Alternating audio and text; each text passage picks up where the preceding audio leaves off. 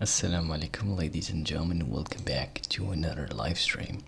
Please join my Discord server. You can find the link down in the description below. Right, so this is part 2 of my Vulkan streams. I'm basically just working on my own little engine using Vulkan 1.4, which is the latest Vulkan graphics API. Essentially, it's like this.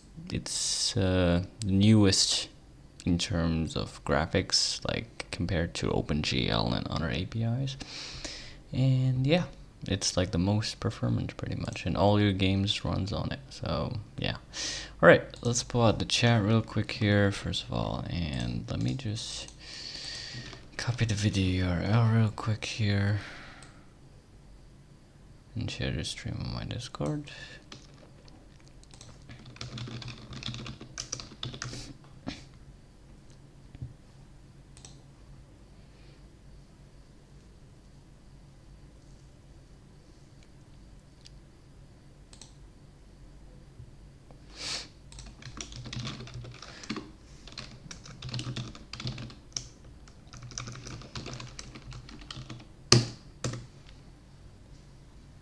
Alright, so of course I got the code on GitHub too, if you're interested, and contributions are welcome, pretty much. So yeah, please start the repo if you'd like to. Otherwise, I guess we could start already. I think so. We're just gonna make sure the live stream is. Seems good to me. So yeah, all right. I guess it's fine. Let's just straight up go on it. All right. So where to start? So last stream, this is what we had. Let's run this.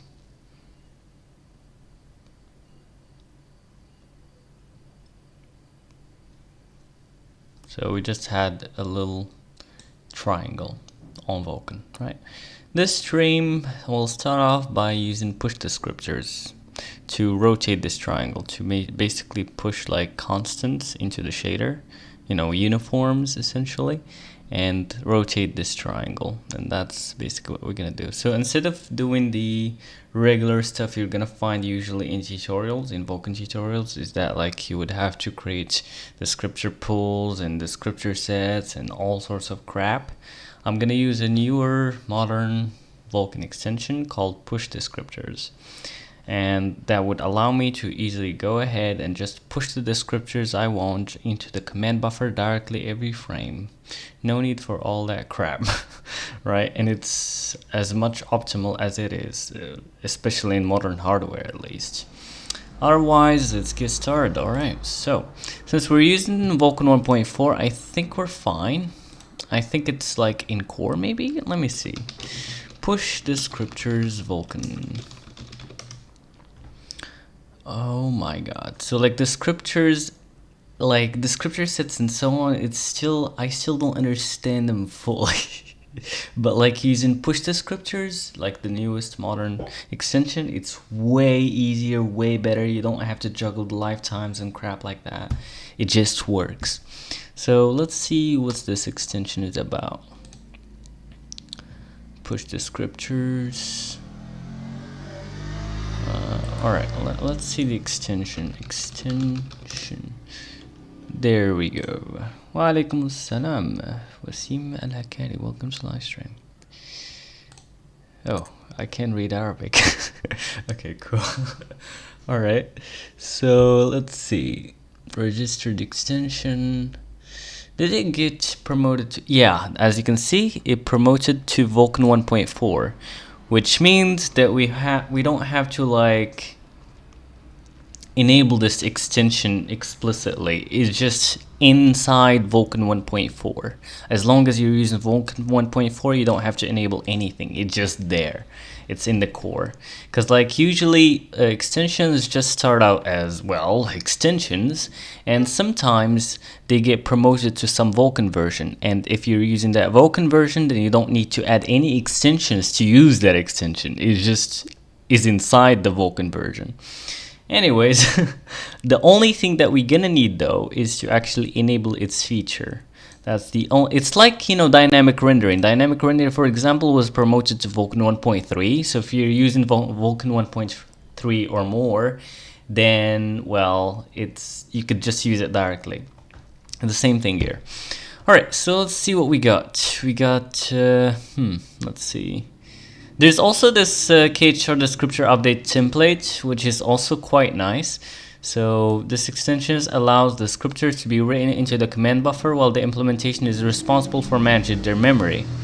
Push descriptors may enable easier porting from older APIs, in some cases can be more efficient. Alright, so on modern hardware it could even be more efficient in the CPU side and the GPU side, because honestly Vulkan 1.0 is really just abstracting the hell out of descriptors for no reason, like uniforms and such, and you have to juggle all these objects, which is wild. Anyways, enough of my rant about descriptors because I really hate them. Then writing descriptors into descriptor sets, right? And there's this one also, which is kind of like a middle ground between push descriptors, which is like everything is inside of the command buffer. But this one kind of adds a template, like you just write some template first and then... Anyways, we're gonna see about how that goes. Applications may wish to update a fixed set of descriptors in a large number of descriptor sets very frequently during initialization phase, or if it is required to rebuild descriptor sets for each frame. For those cases, it is also not likely that all information required to update a single descriptor set is stored in a single struct. This extension provides a way to update a fixed set of descriptors in a single vacant descriptor set with a pointer to an application-defined data structure describing the new descriptor set. Alright, fine. Let's just go with this guy. Alright, so what we're gonna need? We're gonna need pretty much Vulkan 1.4 features. Alright, so let's get into the code finally. Alright, where is it? Where is it? Well, it's gonna go to GPU CPP, right? So we're gonna look into where we're actually creating the device. So we're creating the device in the constructor, I believe. Yeah, there we go. Perfect. Alright, so where is start? Here we go, in place. And yeah, we're already, as you can see, adding dynamic rendering. We're gonna do something very similar here. We're just gonna add Vulkan 1.4 features. So like every extension have its own struct, but like the ones that got promoted to some Vulkan version, you could like, you know, batch them in one struct. So for the Vulkan 1.4 extensions that got promoted, we could just use this guy right here, pretty much. And I'm gonna do basically the same thing as I did with dynamic rendering. I'm gonna say 1.4 features dot. As you can see, there's a lot of extensions that got promoted to core in Vulkan 1.4, like host image copy. Though, of course, you gotta make sure that you have these Vulkan features and so on. But other than that, we're not gonna bother. There's also push descriptors. Alright, so here we go. Push descriptors is equal to true. And that's basically how you enable it. It's really that simple. Next up, we're gonna need one single object, and like the other crap, right? We're gonna need one single object, which is a descriptor set layout. Alright, so where are we gonna do that? I think for now, we're probably just gonna add it into the GPU. Let's see, the GPU or, yeah. Where should we add it? For now, let's just add it to GPU, I don't care. Okay, fine. So std, what we're gonna do here, std optional descriptor set layout. So vkrai descriptor set layout. There we go, descriptor set layout. Perfect. So now we're gonna initialize this. How are we gonna do that? Well, let's go to constructor here and let's see. So after creating our VMA allocator, what we're gonna do is descriptor set layout dot in place, and we're probably gonna need the device here, I think. So like, where's the device? Yeah, just like that, device, comma, and then I would guess probably descriptor set layout. This is what I love about Vulkan. It's pretty consistent, you know. It's kind of similar crap, right? Anyways, so how are we gonna do this? Well, create info. Just like that. And now we're gonna need some few things. We're gonna need bindings. Bindings. Here where we actually describe our bindings. So set bindings and bindings. Now let's see how we're gonna do this. So vacate descriptor.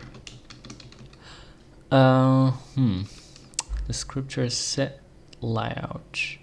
Actually, descriptor binding, right? What is it called again? Hold on. Come on, tell me. It is vacate descriptor set layout binding. Oh my god, can't type today. There we go.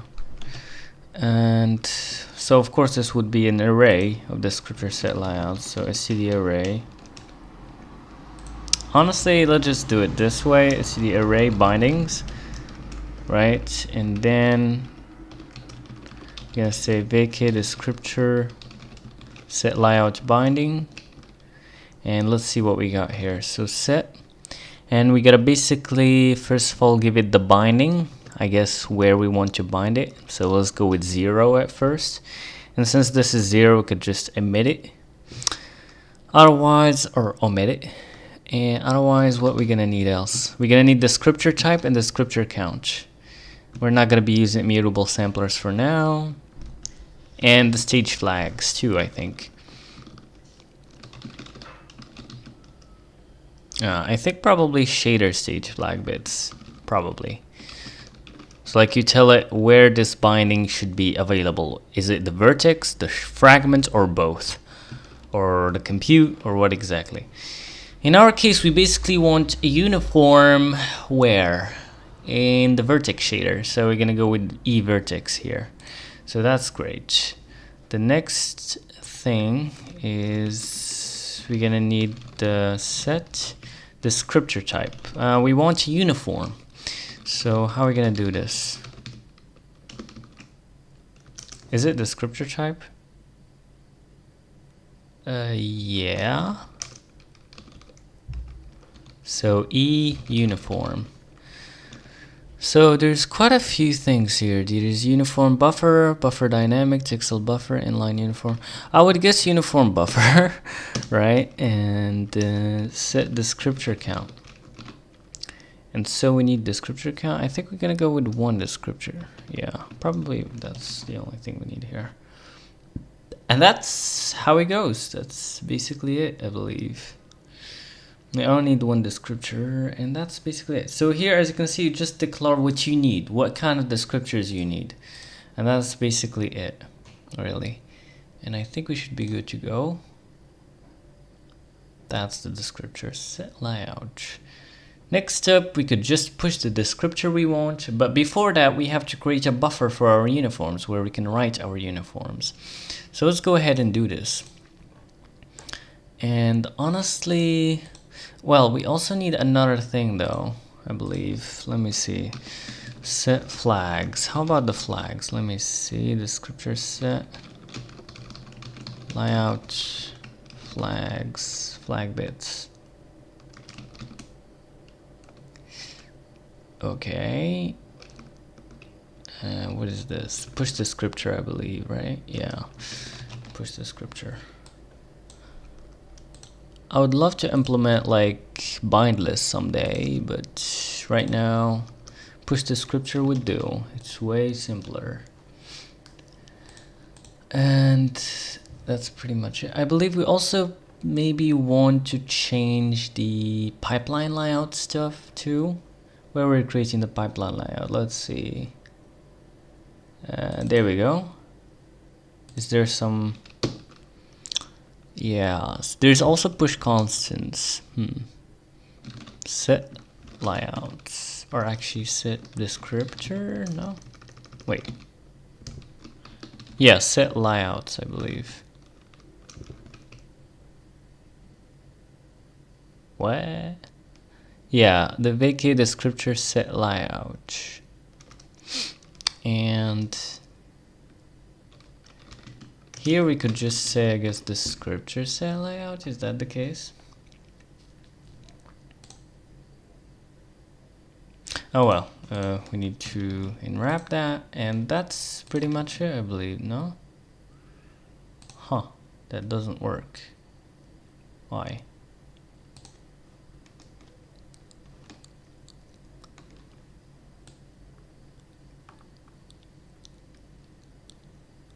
Oh, okay. We need 2 of those bad boys. All right, cool. Do we need some other flags though? I don't think so, but let's just check. No, we don't. We don't. And that's basically it. Next up, we just push the descriptors we want, but before that, as I said, we need the uniform buffer. So let's make one, and we're gonna make one in our application. All right, so let's see what we got.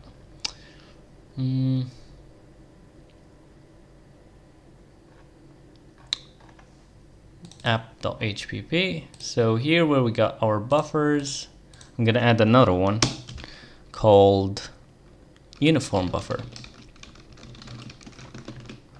And let's go. So here we're gonna create another buffer. Alaikum assalam, Woji Gear. Long time. How's it going? So the index buffer, and we got the uniform buffer. Perfect. Now we create a staging buffer as bytes. And here we're just gonna have our uniform. We haven't created a uniform yet. And here we're gonna say that this is a uniform buffer. And otherwise, let's create our uniform struct, I believe. Struct uniform. And honestly, for our uniform struct, I'm just gonna steal a tutorial struct. So Vulkan tutorial. Let's go to uniform buffers. All right, let's just steal this guy. Like for real. Let's just steal it. And so it's basically just got like a matrix for model and view and projection. This is for a camera essentially, right? And we're just gonna basically put it here. So let's see. Uniform buffer object, uniform. Other than that, I think we should be good to go, right? What's going on here? Can I maybe just say uniform? Oh, you can? No, of course not. How about as bytes?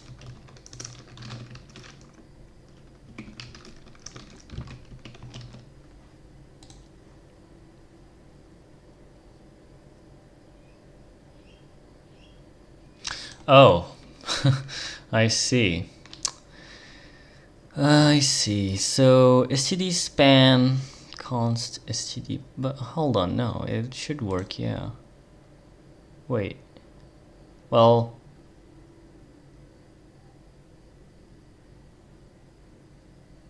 so as bytes is only for span, huh? Interesting.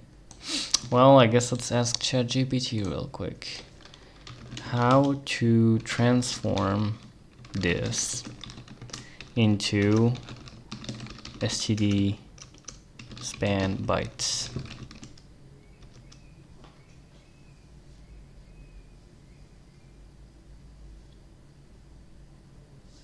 All right.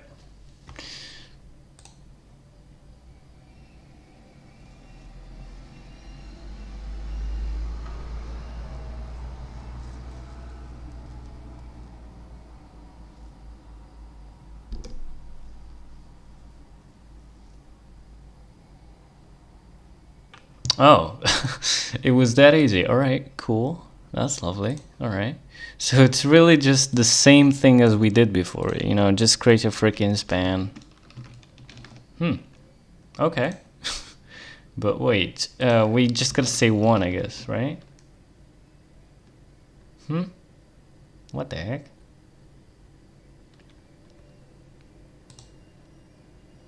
Huh. Should we do this? No.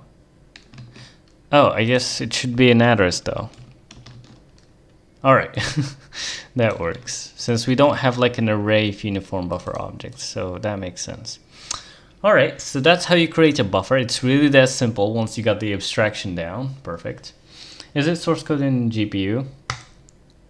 What do you mean? And I think that's enough for creating a buffer, right? Let me just make sure nothing blows up on my face right now. Other than that, I think we should be good to go. Then what we're gonna do, yeah, perfect. Now we just gotta basically push that in the renderer. So let's go to render and render function, of course. And let's see, before we draw, where we are going, here. Before we're gonna draw, we're gonna basically say frame graphics command buffer dot, let's see, push descriptor. No, this is CPU. Oh yeah, push descriptor. Push descriptor set. Okay, cool. Now what we're gonna need here, of course, the pipeline bind point first. Bind point, graphics. Next up, what we're gonna need is the layout, pipeline layout. So where are we gonna get the pipeline layout again? I forgot completely. Now where did we put it? Oh, there we go. It's called graphics pipeline. No. What the heck? Where's the pipeline layout? Didn't I get it? Where's the pipeline layout? Good question.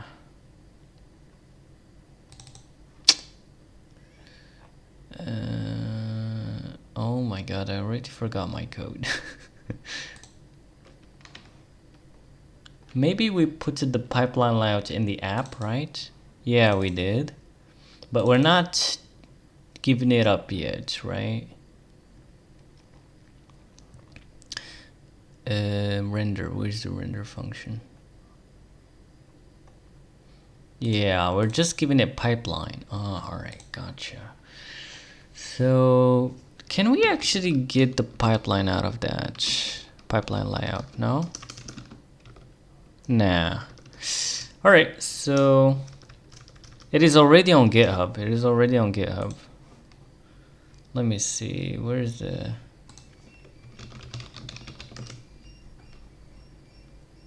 there we go.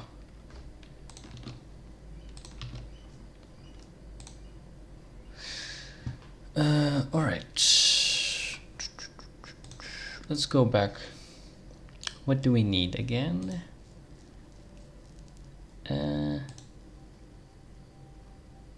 What are we gonna need? I forgot what I was... Oh yeah. So let's basically give it the pipeline layout right now. Let's give it here. vk rai pipeline layout. Pipeline graphics pipeline layout. So we're gonna grab the pipeline layouts from the application and we're just gonna apply it here really.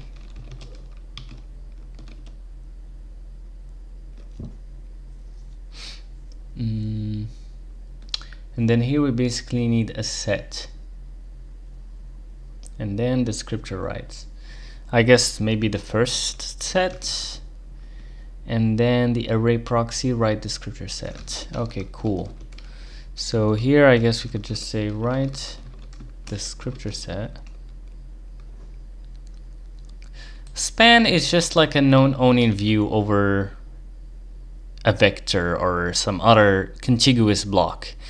You know, it's just like, it's basically just a pointer and a length. So it's like just, so basically a vector owns the data, you know? An array also owns the data. What I mean by owns the data is that it's responsible for destroying the data when it goes out of scope. So like if you create a vector inside of this render function, once this render function is done, that vector would get destroyed. And so since it's owning the data would also vanish, right? But the span, on the other hand, it could point to any data inside of a vector, data inside of an array. It doesn't give a crap, right? It doesn't care where that data is, who or who's gonna destroy or how it's gonna destroy. It only cares that I have this contiguous block of data in memory and I'm pointing to it, right? And that's why I'm using it everywhere where I don't care about who owns the data or where it is, you know. So yeah, you just use it like everywhere, unless if you need to, you know, let's say extend, like for example, you would need a vector to, you know, push some data instead of just reading and so on. It's good to process art. Yeah, it's like Rust. Exactly, it's like Rust view slice. In fact, I really only understood how ownership and lifetimes work only because of Rust. In C++, I had no clue what the heck they were talking about, because the C++ compiler is so, like, it allows you to do whatever the heck you want, even if it doesn't work. So on the other hand, Rust is so freaking strict. Oh my god, it's like having like a very strict parent. That's exactly how it's like. But yeah. Anyways, so like once you're done with that parent, like, and you just go to the street, you just go wild. That's what happened to me with C++. It's like I just go crazy with the performance optimizations and so on. But either way, so now here we describe what kind of data we want to push. Let's see. So there's a lot of crap going on here. Let's see what's going on. Okay, so first of all, let's set the descriptor type, I guess. Right. So first of all, let's see, descriptor set, right? Descriptor set. So let's call this right descriptor, or just, you know, descriptor, right? And let's call this right descriptor set, right? Descriptor.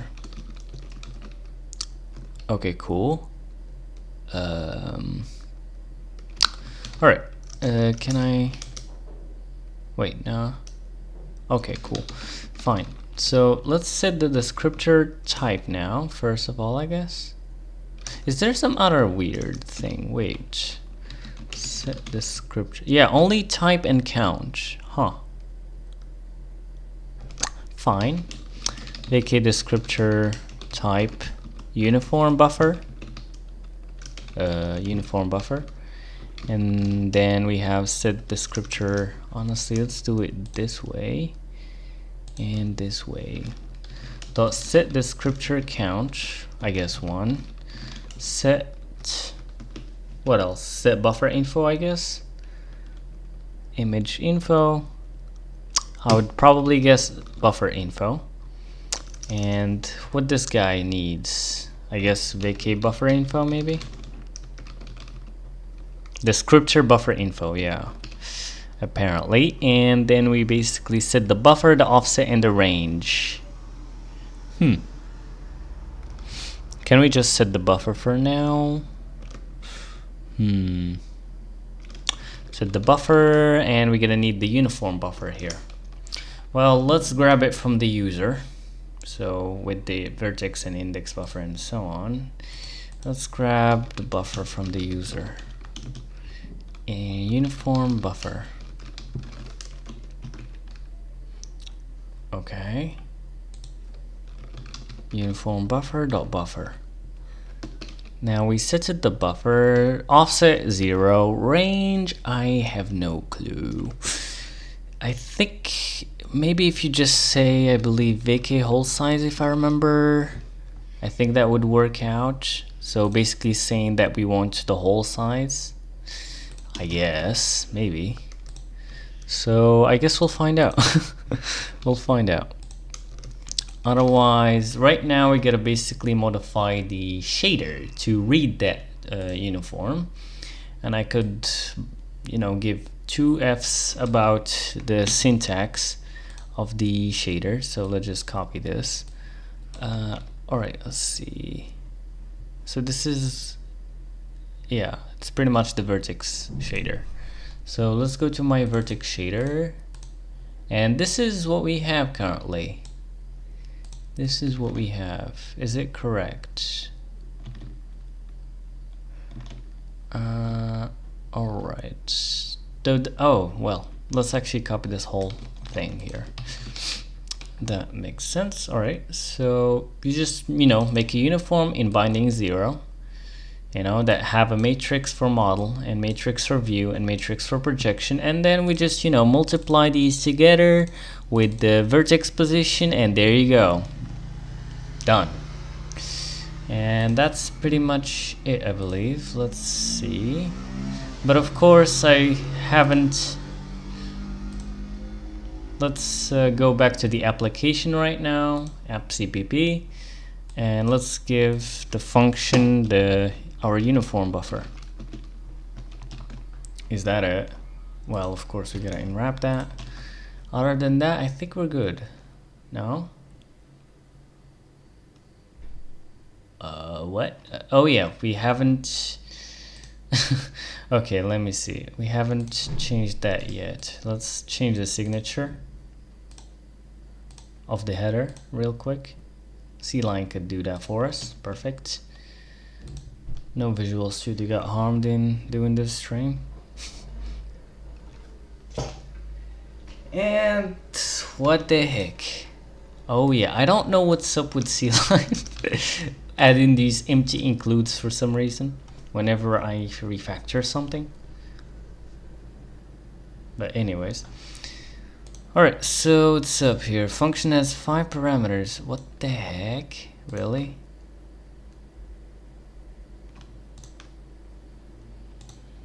Bruh. Maybe the refactor didn't work as I expect. I mean, it did add it though. What the heck? Really? Huh. I'm confused right now.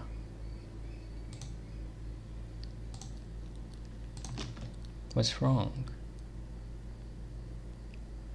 It does take a uniform buffer. Oh, graphics pipeline layout. Did we add that? No, we didn't. Perfect. Alright, pipeline layout. Now let's run this. I don't think I've set the uniform buffer stuff just. Yeah, I just kept it empty, but let's just see if this even runs now. Yeah, it runs. So now the real truth is if we set the uniform buffer stuff right now, and let's steal that code from here, where it's setting the uniform stuff. As you can see, the tutorial is actually allocating its own buffer, which is very inefficient and all crap, all that, you know, uniform like buffer crap. But anyways, right now we just need GLM matrix transform and this stuff right here. Let's just copy it for the headers. I think we added it here, no? I just want to make sure, like, where I'm including GLM. I am including it here, I think. Oh boy. Well, you know what? Let me just make sure at least I'm defining this in the whole project so I don't have some weird crap going on. Some inconsistencies. So let's go ahead and do it in this CMake list of the engine. Where is it? Oh yeah, here. Let's add it here. So we could make GLM to use radians. Other than that, I'm only gonna need one extra thing, which is this guy. So let's go back to our application, I guess, right? And let's include this header. And we should be good to go. Now let's see what it's doing, what it's trying to do here. So first of all, it's getting the times and stuff. We don't care right now. So I'm just gonna take this guy, ubo.model, or honestly just .model. And let's go to where we're setting the buffer uniform. Here we go. So let's just add model here. For now, I don't want to bother with the time. Just set it to something like, I don't know, 0 for now. Or you know what? Keep the time here. Let's set it to 0. So we could set it later on. Otherwise, let's see the view here.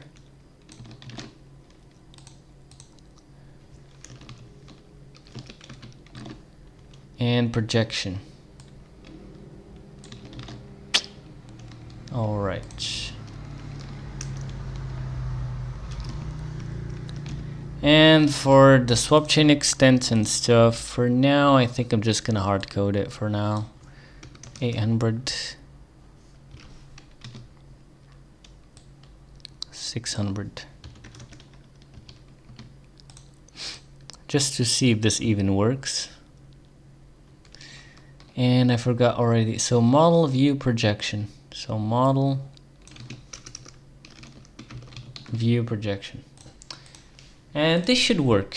So if everything goes well, we should have the same thing as we had before, just a simple triangle. But then now we have an actual variable we could change to rotate it.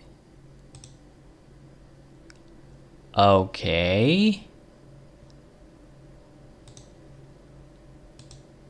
What if we got 0.1, for example?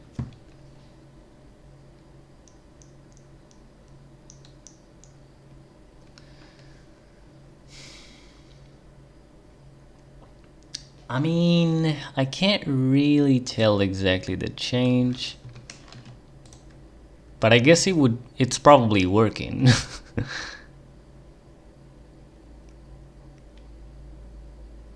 It's probably working. Yeah, so to actually verify, first of all, we kind of need the time from SDL. And also we need to actually do this uniform stuff in another place.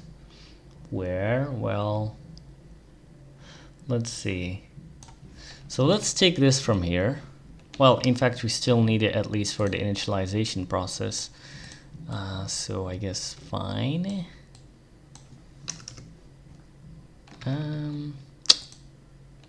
How are we gonna do this? Let's see. Uniform. So I'm gonna copy that, and we don't need this stuff here, just to simply uniform there. Otherwise, we're gonna go back to the render function. And so like every frame, what we're gonna do? Well, by the way, oh yeah, since we're gonna be right into the uniform buffer, and we have in-flight fences, which means we're gonna need 2 buffers right now. Like, not 2 buffers, like every frame should have its own uniform buffer, basically. Which is interesting. God damn. How are we gonna do this?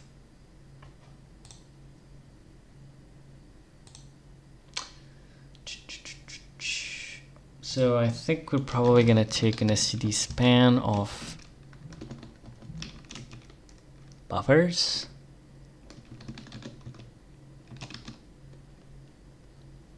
Uniform buffers. And then we're basically gonna take some uniform buffer here. Whoops. Uniform buffers, and we're gonna use the frame index here. Right? Or no? Oh. I just want to take in reference to it. Can I? Okay. And since now I have the uniform buffer, I could just do this, and well, I need the uniform buffer object here though. Actually, I don't. I could just take it from the user too. So uniform buffer, but wait, how are we gonna? Well, we're gonna take bytes. Yeah, we're gonna take basically std span std byte from the user. So uniform. Well, honestly, the uniform buffers should probably be... Anyways, let's just make this work. And let's see what we got. So let's go back to the application. And we're gonna put the uniform here. And so the application would be responsible for taking time using SDL, I believe, get time or something, get ticks, I believe, if I remember. How do you get the SDL ticks? Oh my god, I can't. Bruh.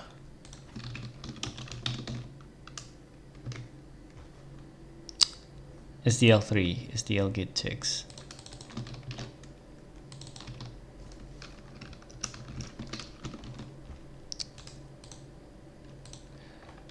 I guess I need to basically include this guy.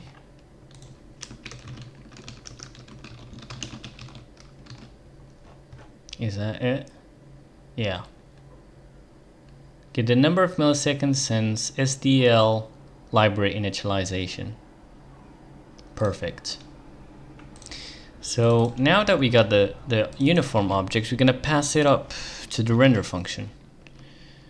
But we're gonna pass it up as data. But well, let me see what we got here. Render.cpp. Oh well, we still gotta... Oh boy. But either way, let's just go on. So now what we're gonna do here, we're gonna basically do something similar to our GPU, create stage and buffer function. So I'm gonna copy some code from there. Where's the GPU? CPP. There we go, create stage and buffer. We're gonna do something similar to this. Okay, so let's go back to our renderer. Okay, and we're gonna grab the alloc info, I believe. Can I? Apparently I didn't actually put it in the buffer. But at least this one I could take, I guess, uniform.data and uniform.size. But when I created the buffer, I need to also put, I guess, the allocation info, right? What this includes size, offset, device memory, parameters that this can be true using.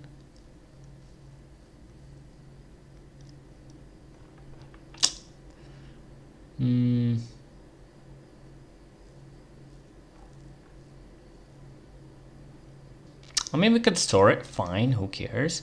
So let's go to our buffer, and here we're gonna store VMA allocation info. Allocation info. And here when we created the thing, when we created that thing, we're gonna pass it up. So, comma, alloc info. Though honestly I don't think we need this, and yeah, that's pretty much it.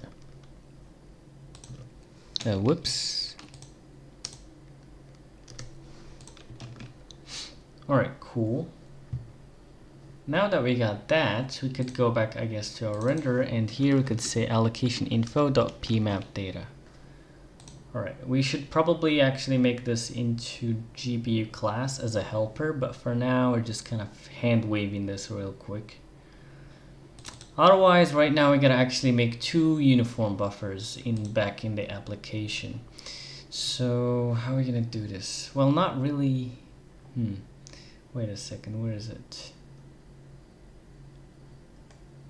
app.hpp. So instead of this, we're actually gonna say std array, std optional, buffer, comma in-flight frame count. Well, let's just hard code it to 2 as we did before. Uniform buffers. So this is basically every frame in flight's frame would have its own uniform buffer. Otherwise, we're gonna be writing, you know, it's gonna have a write hazard. So like while one frame is being processed, we write to it, which is not gonna work, right?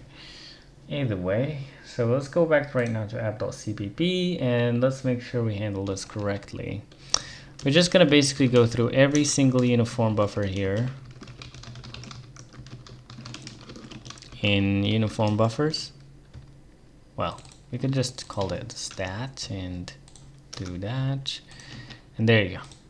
So we're creating 1 uniform buffer per frame that easily. Otherwise, what else?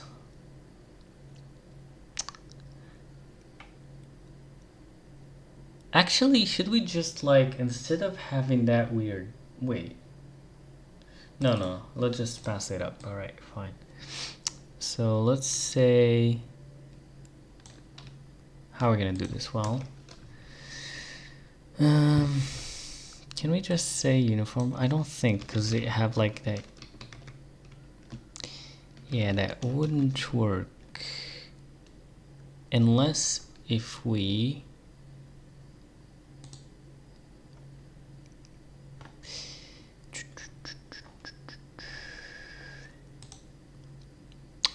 honestly, I think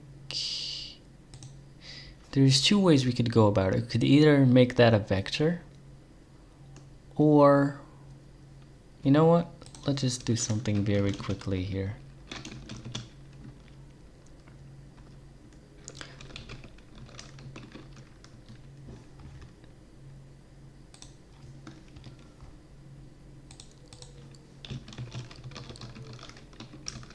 Very dirty, but it should work for now.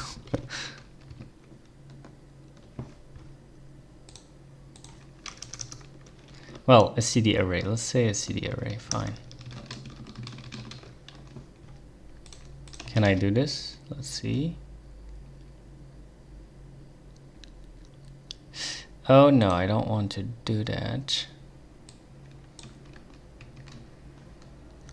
Oh my god, this sucks so bad. Let's see. How about this and this? Would that work? Yeah, I guess so. How about I pass x to there? Though of course in the render function I gotta fix something. Show change signature, right? Wait. std span const buffer. Honestly, also here const, and actually no, it's not really const. You know what, let's just do it that way, I guess, and let's just change signature real quick. Next, or you know what, let me just do it manually so we have no surprises there.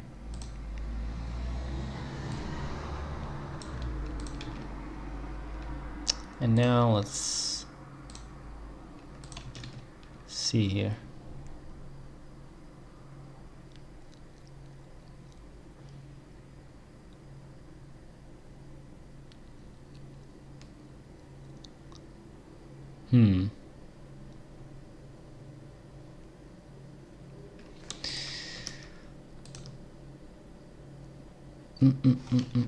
I guess we could use a cdref real quick.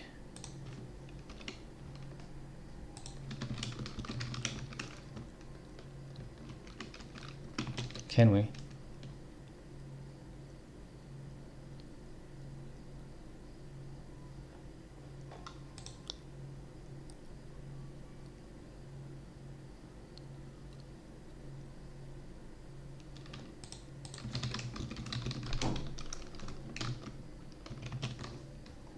I guess that works, no? No. Well, honestly, that kind of sucks. Let's go back to the application.hpp here. And instead of this crap, let's just make a vector really. Right? A vector of buffers. Really simply. And then what we could do is you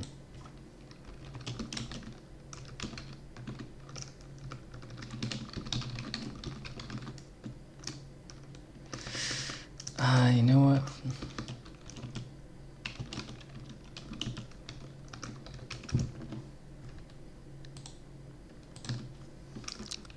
Let's push our in place back. And that should make it work. Can we just pass in the vertex, the uniform buffers directly now?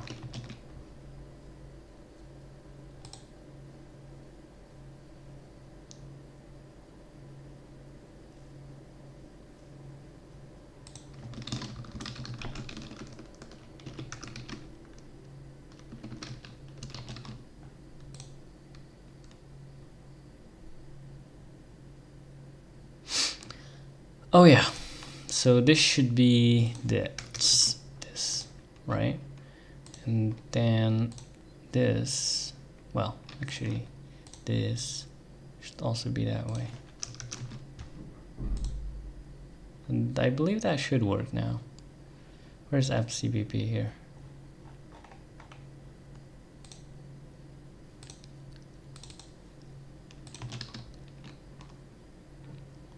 Okay, that works now, perfect. Now I believe this should become std bytes. So how are we gonna do that? Well, std as bytes.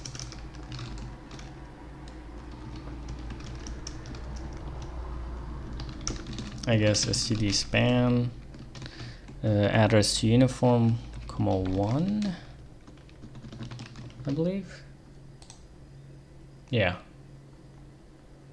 And I believe that's basically it. Oh my god. That was well. Alright, let's see what's going on here.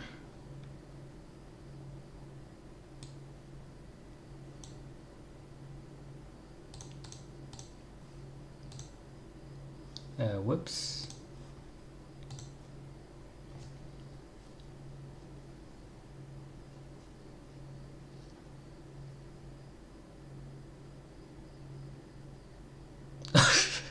I mean, I guess it works, but it's too fast, dude. Wait, I think SDL get ticks is probably milliseconds, right? Yeah. All right.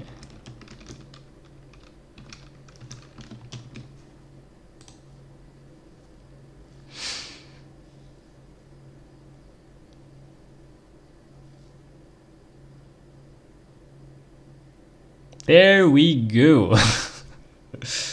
It works. All right, so we got our first uniform in Vulkan. Rotating triangle. All right. So let's see. Let's see. What should we do now? Should we go straight to a cube, I guess? Or should we just go with a quad and the texture? But let's first of all clean up some crap here, since we have more data to work with right now. So as you can see, we passed the uniform here. Cool. And we passed the uniform buffers. Alright, so CD span, CD is bytes, pipeline large. Honestly, the uniform stuff should be defined by the user, by the application, not the engine, I believe, maybe. So if we go back to our gpu.cpp, we kind of defined that there, right? Where is our...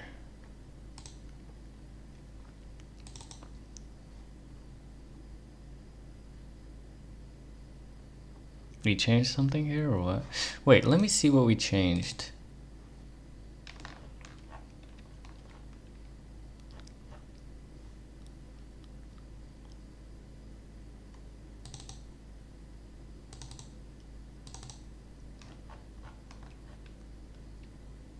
Oh yeah, so this guy.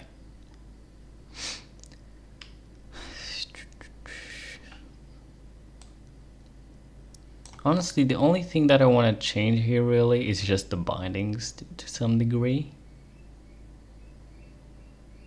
Or is it?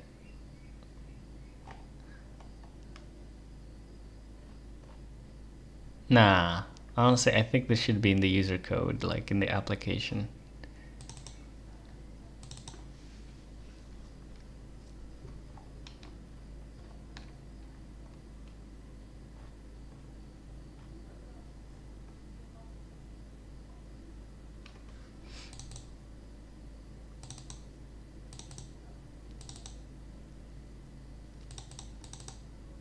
Right, so here's how we're gonna do this. Let's close all tabs and let's change some few things. So GPU CPP here. In creating, so this descriptor set layout honestly should be part of the application itself, really, I think. Yeah. So let's take this code and let's remove descriptor set from layout. So we're gonna go to GPU HPP and let's remove it from here. And we're gonna go back to our application.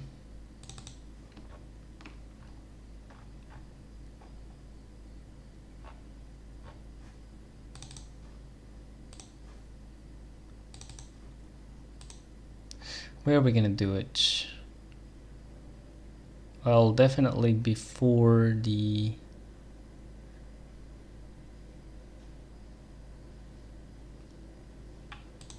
pipeline layout. So let's add it there. And now we're gonna need to create a field here. So let's create that field.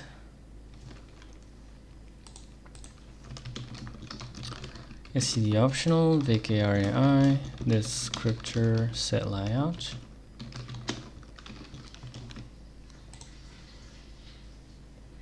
Descriptor set layout. And then what? So now we got that, cool. Where is the device? Oh, well.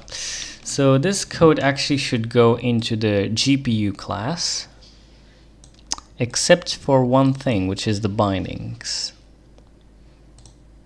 This, I want to keep control of that, right? So let's actually take this code from here and let's put it in the GPU class. So the GPU class would basically have create descriptor set layout. And it's just gonna take like an SCD span of vk descriptor set layout bindings. And that's, I think, all I need here. For now, at least. And this is what we're gonna do, basically. We're just gonna return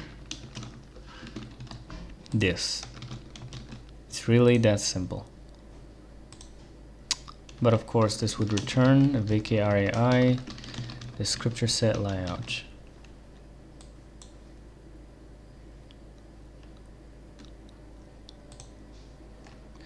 And I forgot to put that in the header too.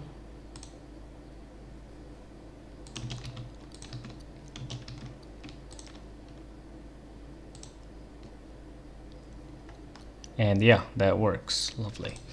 Now here back in my application, how I'm gonna go about it basically. I'm just gonna say pipeline layout. No, GPU.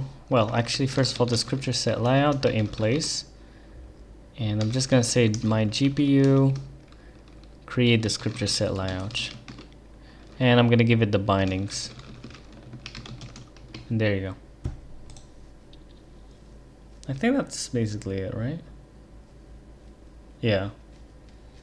So right now the application only tells me the bindings it needs, and there we go. The next thing we're gonna need to change though is, I believe, the create pipeline, or isn't it? No? Wait, create graphics, not really. Pipeline layout, okay, here. So here you need to pass in the layouts, right? It's the scripture set layouts. Okay, cool. So we're gonna change that. You gotta change that to, this one would take in VK, well, std span of,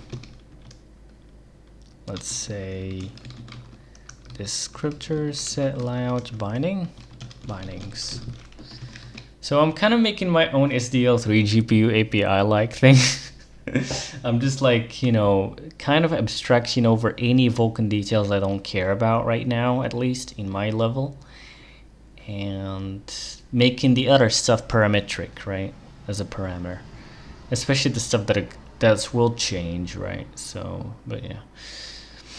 Other than that, let's see what we got here. So std span, okay, cool.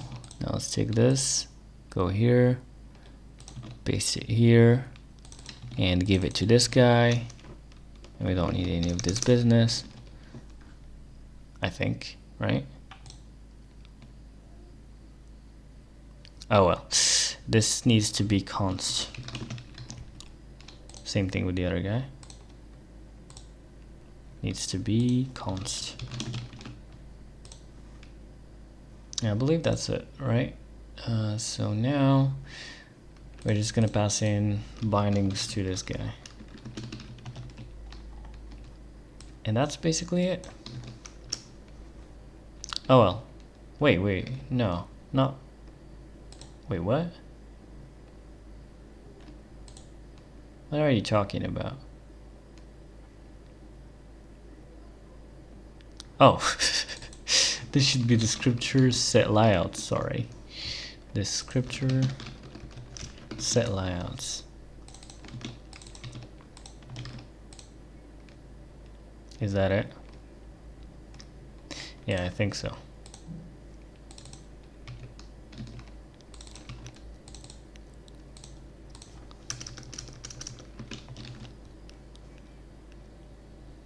Okay, cool. Now let's go back to our GPU. Sorry, the application. And let's change up things a bit. So the bindings, it's gonna be needed by this guy, but then the pipeline layout,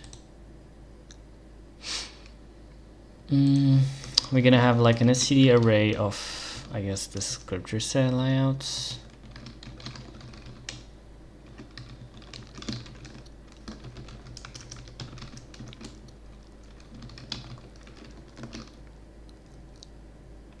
Or honestly, for now, we could just say a std span, really.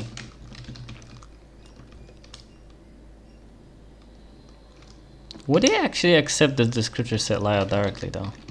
Would it do that? I wonder. I don't think so. Yeah, definitely not. So I guess we just gotta say a std span.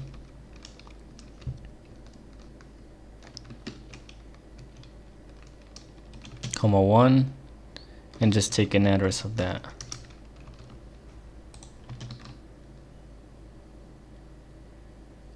Huh.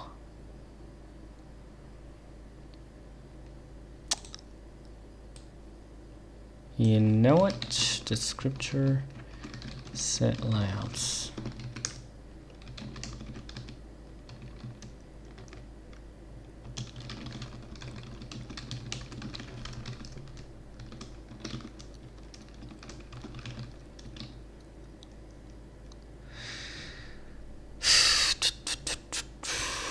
we make it, wait.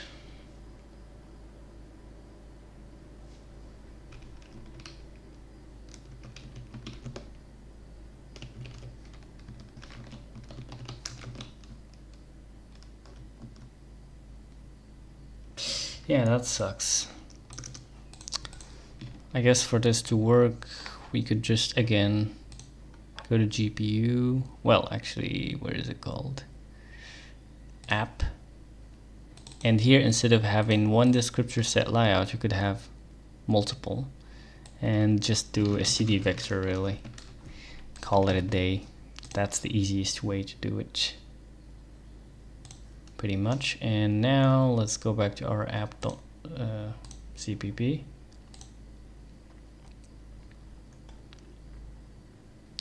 And basically we're just gonna say descriptor set layout stop in place back.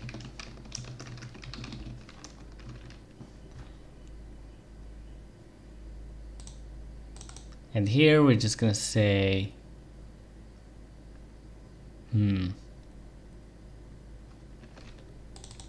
pretty much descriptor set layouts, I think.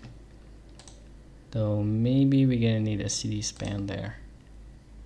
So cannot convert.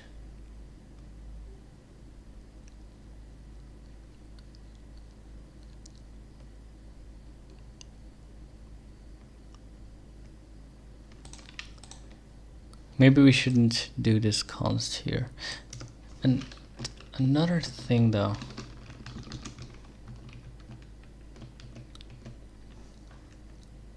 Wait, actually no. Yeah, let's just go with that.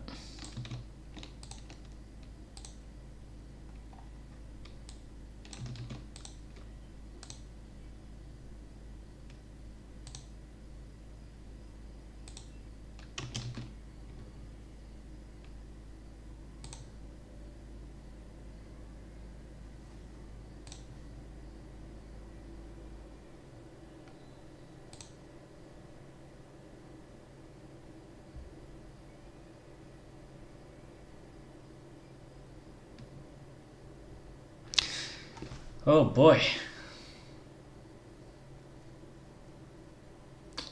I see what's happening here. So how are we gonna fix this? It's like we have the RAI stuff, but the other guy is expecting regular ones. Now I understand why that thing didn't work. Oh my. Well, honestly, I think right now I'm just gonna do the plumbing inside of the engine and just like create, I guess, where isn't it? Like, can we literally not do this though? For real?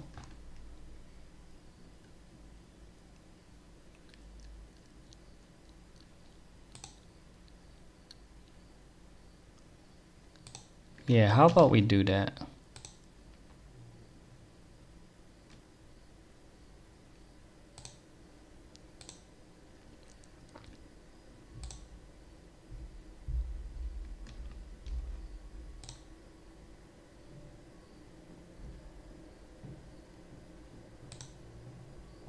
Now would this work?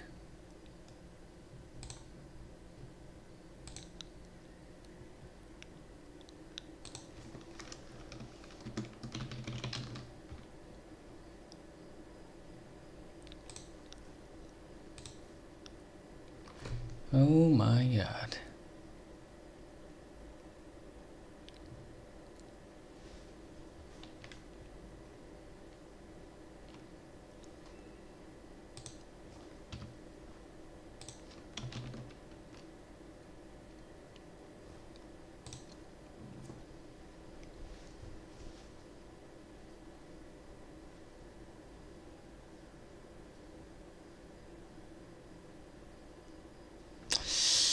That's interesting.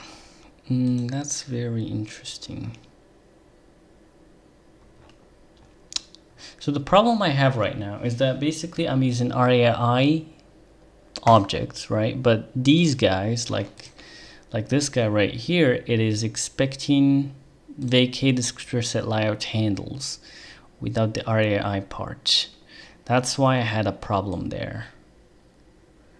So honestly, instead of this array no temporaries thing, I'm just gonna say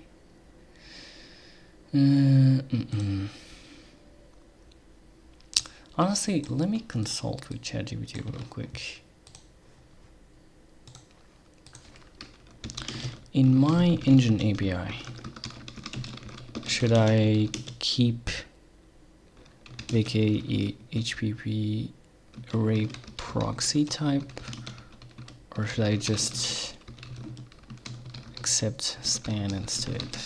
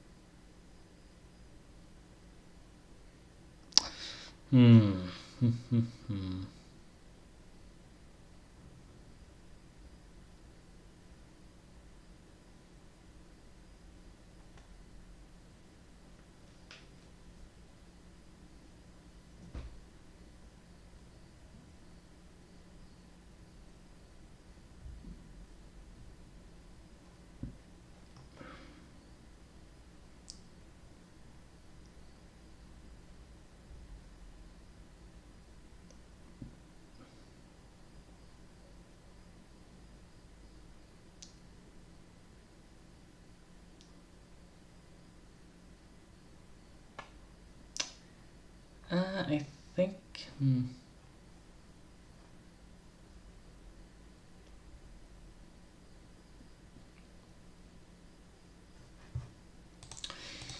yeah, let's stick to std span. Fine, let's stick to std span. So we're gonna basically use std span like this, and it works here. Perfect. And of course, let's fix up the signature now.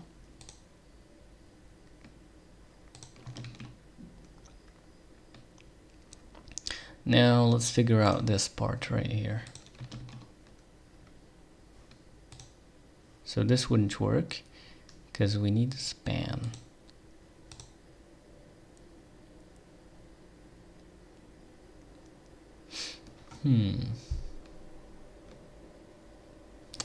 So what we could do here for now is create a span. Whoops.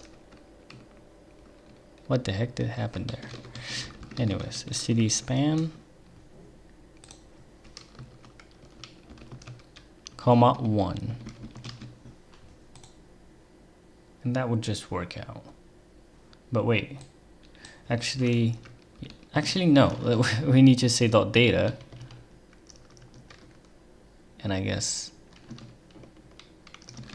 descriptor set layout, but no, it wouldn't work out that way because it's not. Oh my god.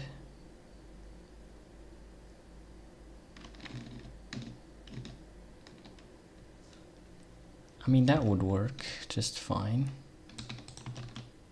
Whoops.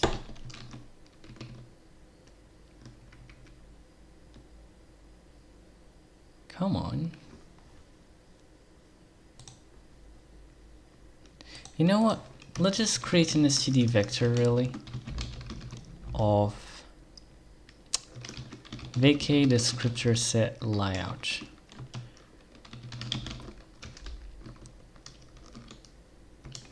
Right, and then we're basically just gonna say for every, well, descriptor set layout, and descriptor set layouts, you're just gonna say descriptor set layouts dot in place back descriptor set layout.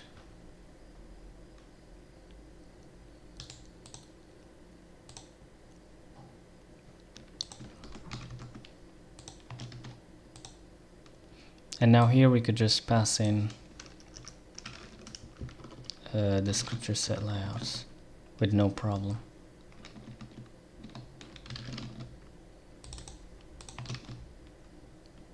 Yeah, that would work, I think.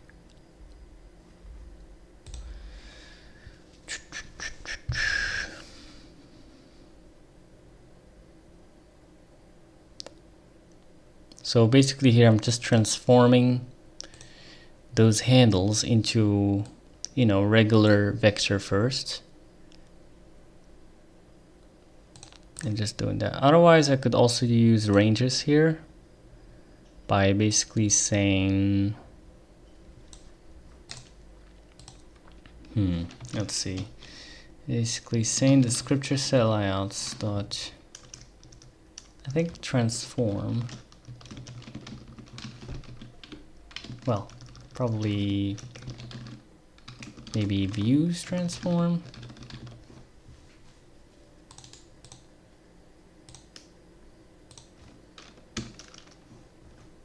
Let's see if that would work. So transform what? Transform. So we're basically gonna grab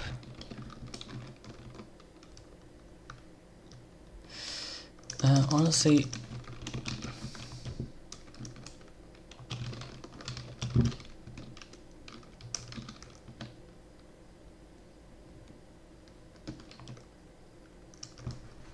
let's see.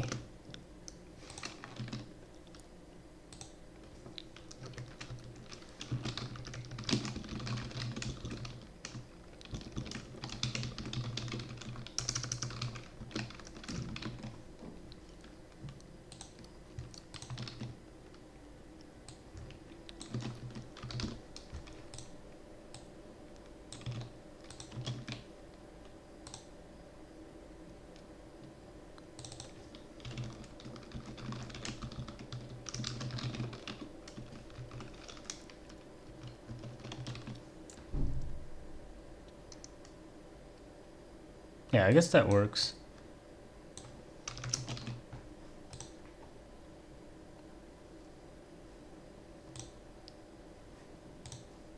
That's the ranges way of doing it. Let's see. Yep. Well, there we go. Anyways, what's we gonna do next? Well, good question. Good question. So pretty much right now we just define the uniforms here. We give it to the pipeline layout. That's cool. All right, should we try to actually do textures right now? Let's see. Textures. I guess so, fine. Let's try that out. And for that, we're gonna need an image library. And honestly, for the image, what I'm gonna do, I'm gonna use SDL GPU, like SDL image, sorry. So how are we gonna do this? Well, we're gonna add it to VC package. So let's see. SDL image, add to VC package JSON. And as you can see right now, it's adding it. There we go. Let's grab the CMake that we're gonna need for that.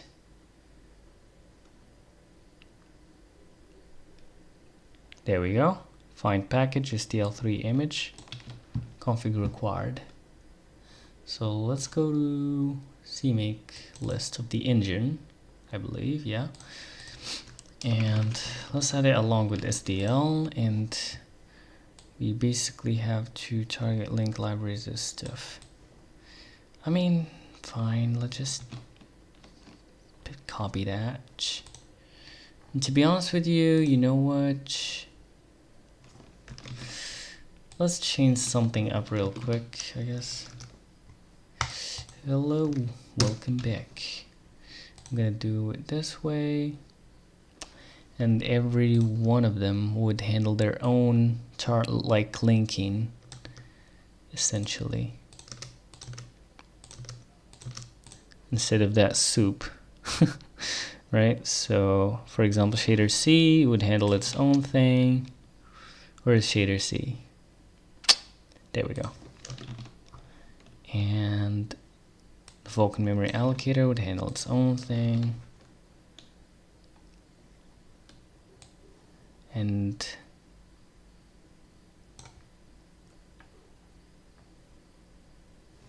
well, let's just remove this part. Otherwise, SDL3, of course.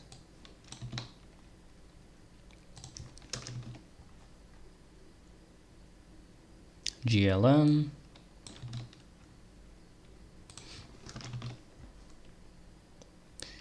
What else? I think that's basically it.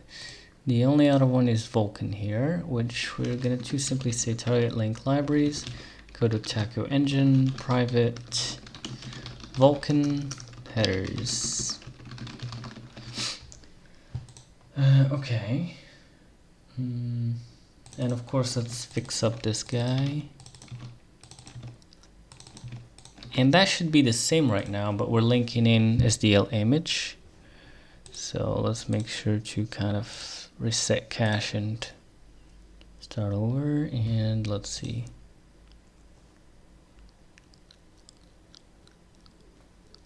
Aren't we linking GLM or what?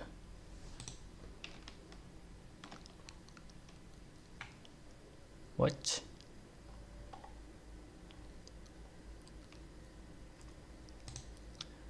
Oh, my bad. Some things needs to be public though. Needs to be linked publicly. So basically my app is using some things from the engine. For example, using GLM here. So I'm gonna link to it publicly. I think it probably also uses SDL now. Well, I mean, it worked without it, interestingly, huh? Really? Really? I mean, it's pulling in this. I guess maybe because SDL is actually in my Arch Linux install, so Arch Linux system. But either way, we gotta make sure that it's there, so I'm gonna say public here, really. Probably public for this guy too. Shader C, I'm only using it in the engine, so I'm gonna keep it private. Vulkan memory allocator also private, it's only in the engine. GLM publicly, SDL3 image publicly, SDL3 publicly. Though honestly for SDL3 image, we could probably just keep it private though. And the Vulkan headers, of course, private. Yeah, like SDL3, in fact, I only need it public because like I need those main callbacks of SDL. I'm not sure how to like do it myself. So otherwise we're good. So, okay, great. So far we're good, right? So let's just first of all, you know, commit these changes. So far what we have added, we basically added, what is it called? Uniform buffer, right?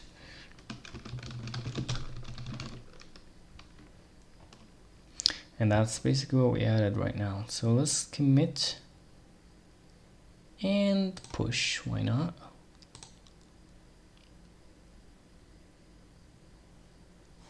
Now you're gonna find all the link pushed in, where? Yeah, in my repo. There we go. And you can see all the changes that we have done in this stream compared to the previous one.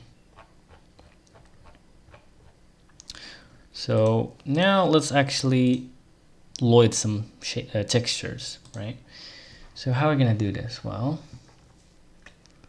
let's see. So I think what I'm gonna do,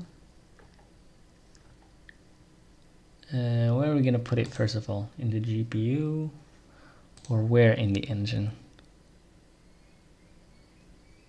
I think in the GPU, just like create buffers essentially, Right, so yeah, like compile shader and so on.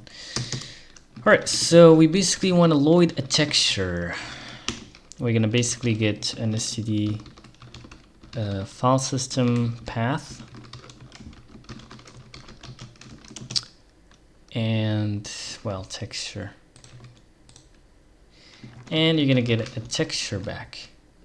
Well, later on we want to actually make like a texture resource, like a resource manager for everything. So like, for example, if you try to load two textures of the same path twice for whatever reason, like loading some, let's say, meshes that reuse the same texture, then the texture, like the resource manager would just give you the same ID essentially, and so on.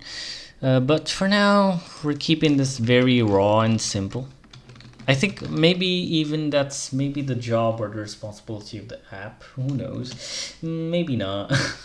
I'm not sure yet. Either way, we'll see. We'll see. So far, we're good. All right, so we're gonna see. Otherwise, so what the texture would have really, it would basically have an RAI image, and I believe also probably an RAI image view. I'm not sure what else yet. We'll see about that. They'll probably also want maybe the size. But this should be enough for now. Let's see how we could do this. So let's actually create this definition of this function, and let's see how we're gonna do this. Alright, so we can of course use SDL, or actually EMG, right? Well, let's include, oh boy, let's include SDL3, or SDL3 image, or what? Yeah, SDL image. And let's see how we're gonna do this.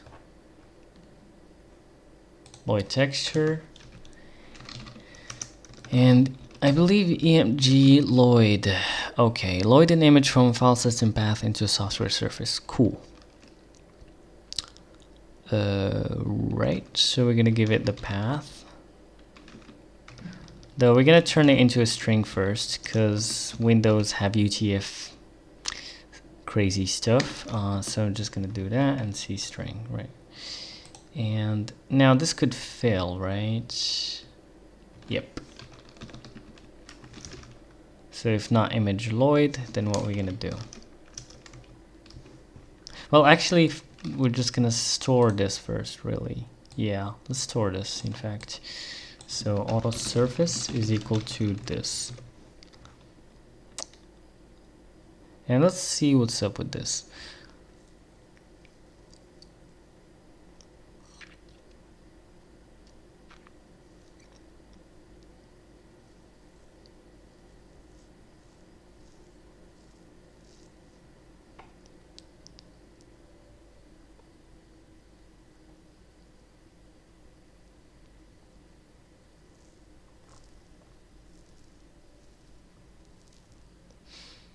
A new SDL surface or null on error. So if not surface, then how do you get the error message of EMG though? Do you like use SDL or like image get error or something? Or just SDL get error, I think? Well, probably. SDL exception. We don't have SDL exception here. Oh well.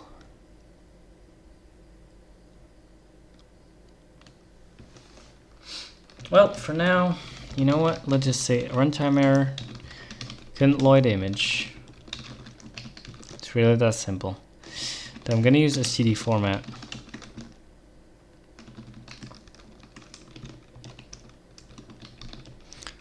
Path. And that's basically it for now. Really simple. And well,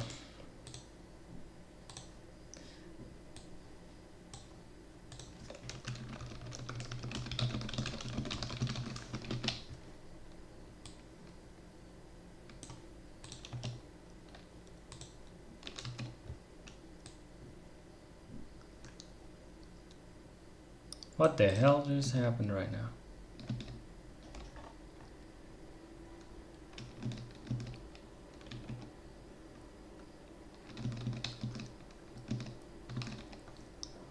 I have no clue.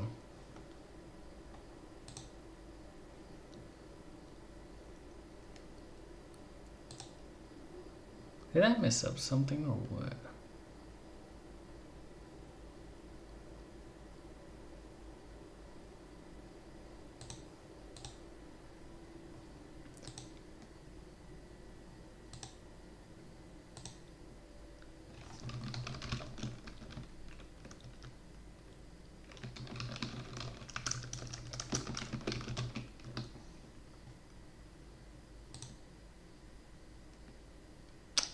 That doesn't seem like it's working.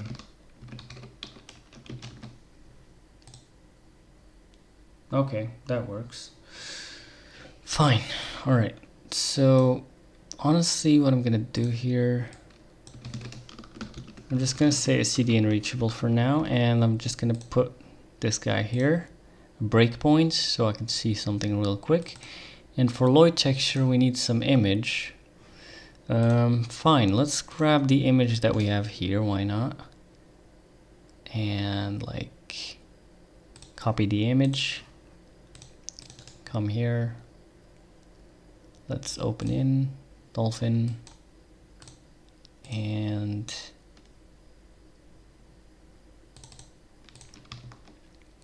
well, actually, honestly, I'm gonna put it in an assets folder, really. So assets, and we're gonna create, well, we're just gonna paste in, wait, what?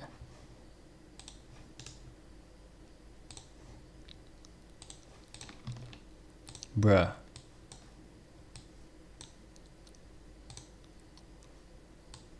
All right, there we go. Now we got it, perfect. So you know what we're gonna do right now? We're gonna go to app.cpp, and we're gonna Lloyd that image.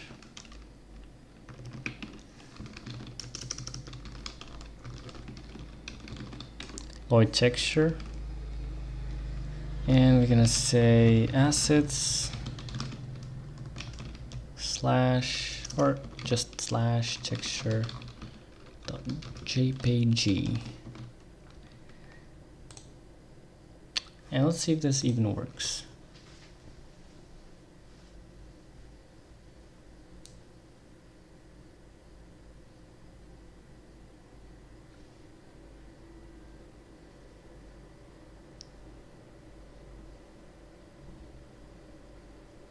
The debugger is quite slow for whatever reason, unfortunately. I'm not sure why.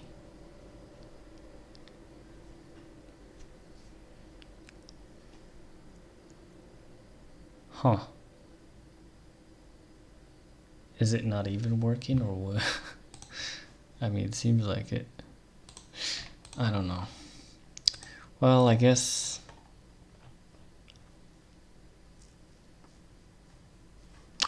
what we're gonna do for now is, well, let's just comment these for now. Come here and just return texture real quick, so I could literally just say print line really and see what's going on here.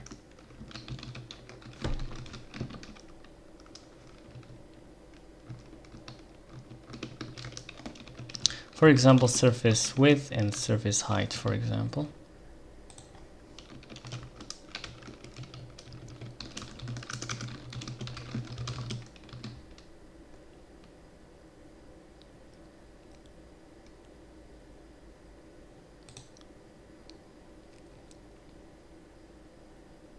What the heck?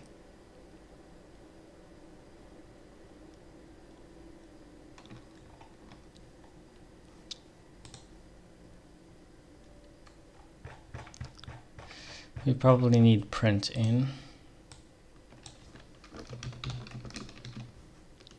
Let's try now.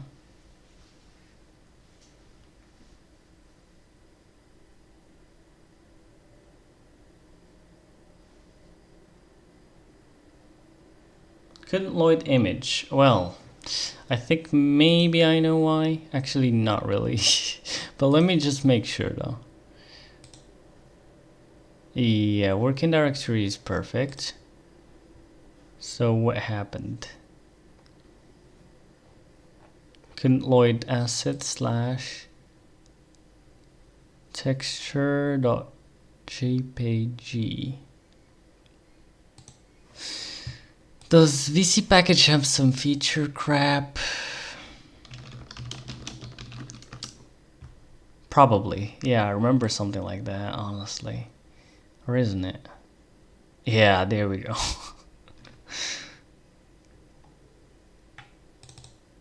JPEG. So let's try to add that, I guess.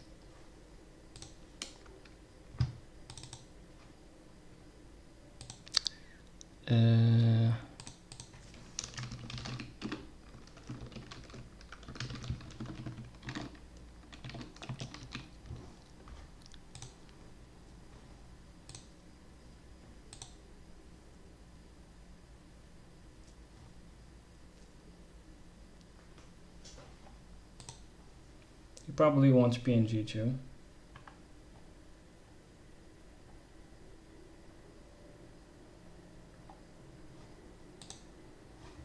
Let's try now.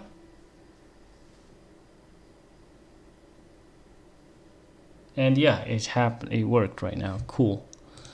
That's cool. Though we probably want PNG to be supported though. That would be wild. PNG and JPEG is fine for now. Maybe WebP at some point, but yeah, this is fine. Now we could go and see the other stuff about this. App. Okay, where is our Lloyd texture function? There we go. Now let's see the other stuff of the surface here. Surface, pitch, pixels, flags, format. Format is what we really want here, actually.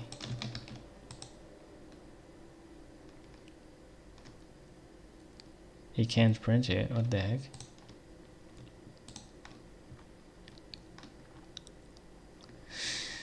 Right. Let's hope the debugger would work this time. I don't know why it's not working.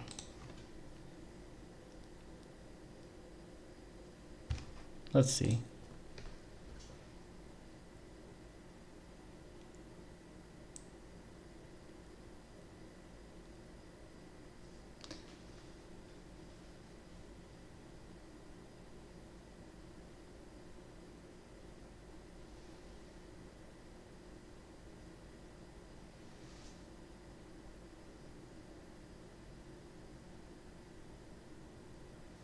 Truly don't understand why it's taking too long. Like, come on, dude, really?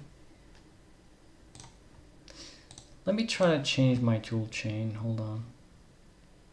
Instead of LLDB, let's just go GDB. Apply. Okay, let's try again.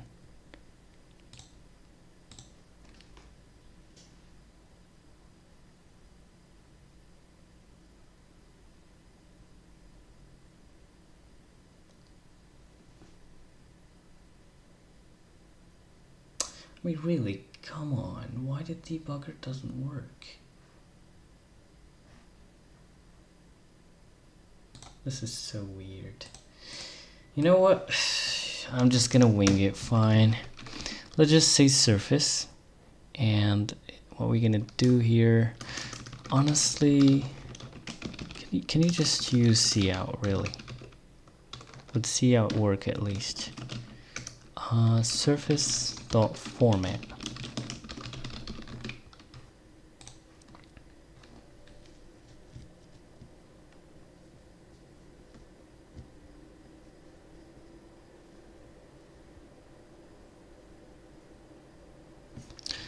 So it's whatever this weird thing is.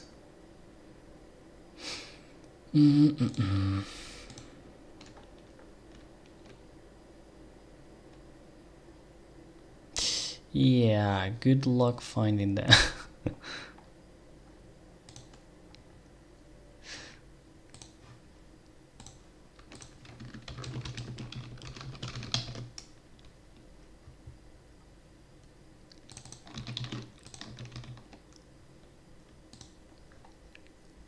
Nope.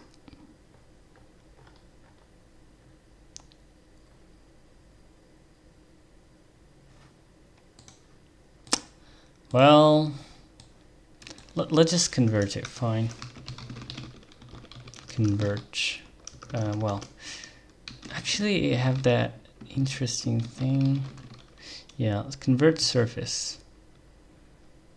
SDL. Pixel format. AB or RGBA 32. There you go. And what we're gonna do after that, so this would copy an existing surface to a new surface.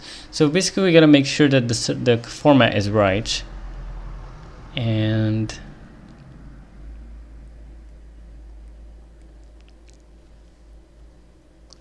so this is like the new surface.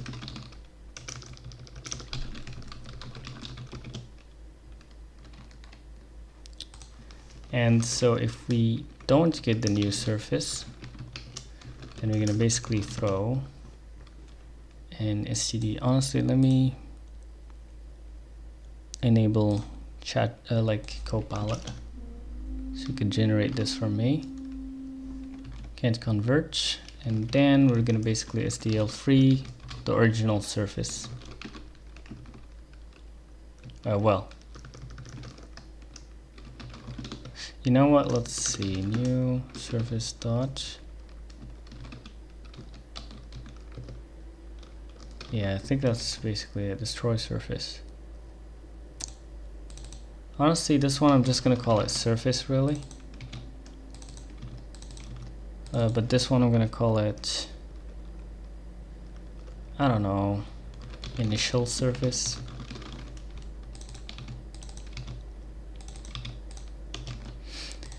Fine.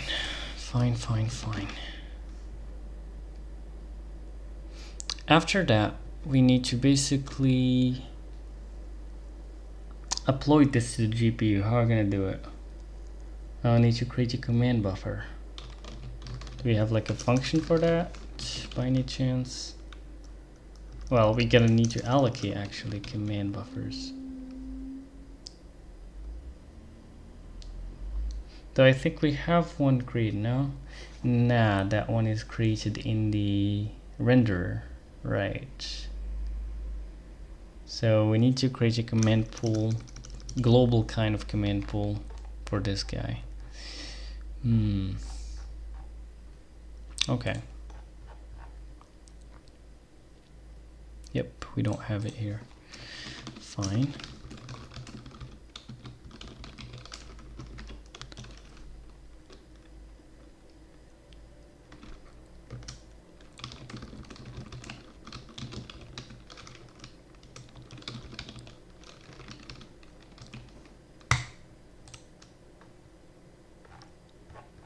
Of course, these should be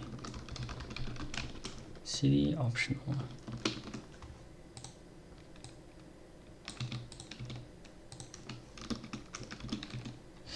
Right, and then what we're gonna do, we go here, and we're gonna say command pool dot in place, and here we can go with device, comma, vacate command pool,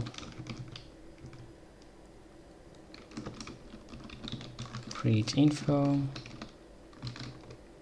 dot set Q family index. For now, we're just gonna go with the graphics Q family index, and then is there any flags we want to set here? Well, command pool Create flag bits. E protected, no. Transient, no. Reset command buffer, I don't think we need that for now. And that's actually, yeah, we don't need it. We could just reset the whole thing. It's fine for now. Only have one command buffer. Other than that, we're good. Now, command buffer in place, E primary 1. I don't think that works that way. Yeah, no way. For that, we're gonna need so I'm trying to think. We could either basically say command pool to allocate,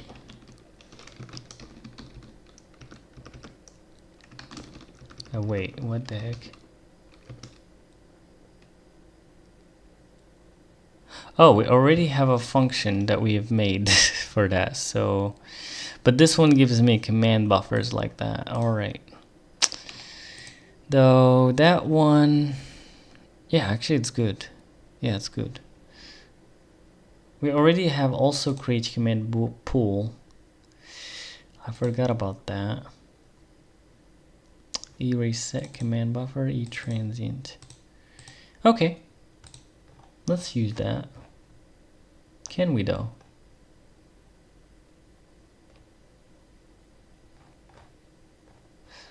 Can we do that? I think so. So like here, for example, we could just say create command pool, graphics command, like graphics key family index, and here we could just say allocate command buffers, and here you just tell it the command pool that you're talking about, and then the how much buffers you want. And in my case, maybe I could just say front, yeah, to just grab one. Where isn't it?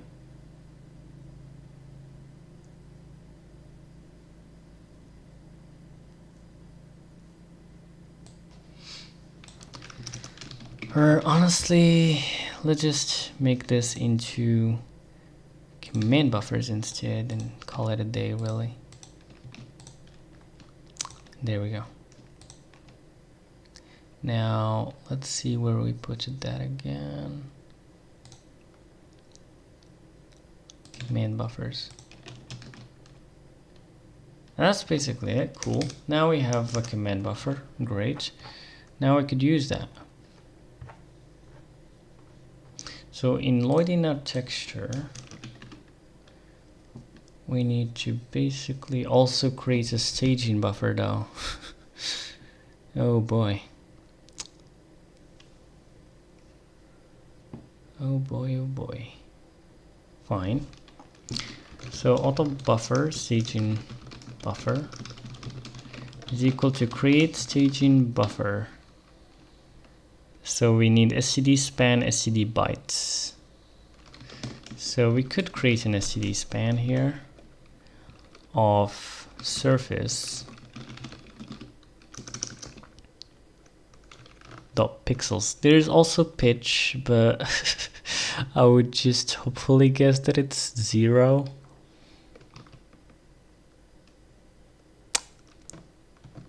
You know what?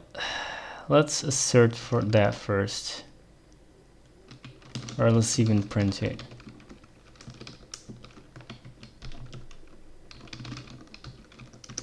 Well, surface dot pitch. Because otherwise we're gonna have to do some post-processing on that, or pre-processing. Oh well. Wait, no. Wait. Pitch is 2024. Divide by 4. Which is how much components we have.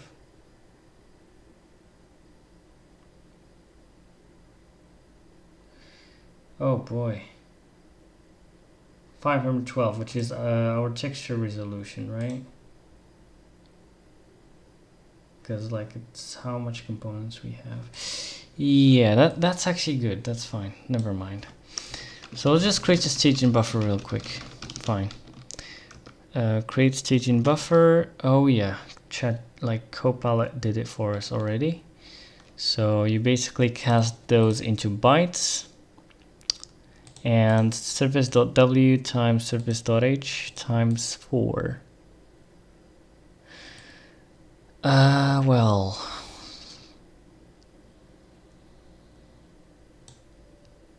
isn't that just the pitch divided by the height or something? Well, let's just keep it like that. Fine, who cares? So transfer src, that's... Oh, transfer src. Cool, yeah. And next up, we need to get a command buffer.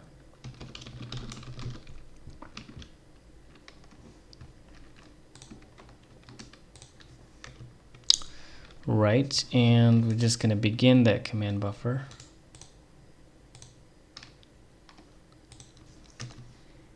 And let's see if it's going to figure it out here. So we're going to create an image. Oh, we already have a create image function? Is it?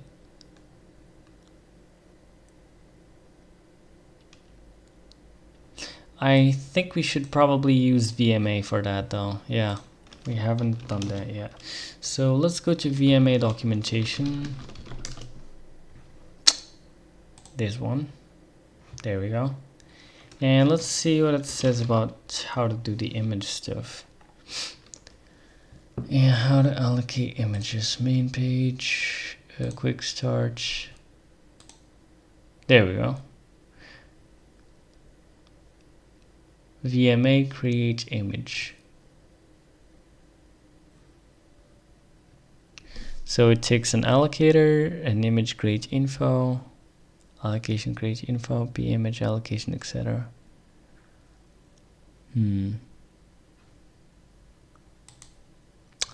Honestly, I think what I'm gonna do really is kind of do a similar code to staging buffer. Well, yeah, we're gonna make a new function here. But wait, so essentially what we want to do, we want to make an image in the VRAM.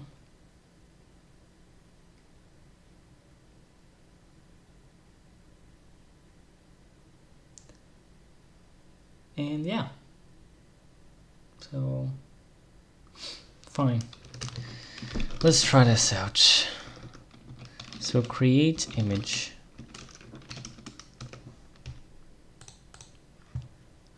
We're gonna have something similar to this. Well, actually similar maybe to this probably. We'll see. And here instead of VMA create buffer, we're gonna use VMA create image. Right, and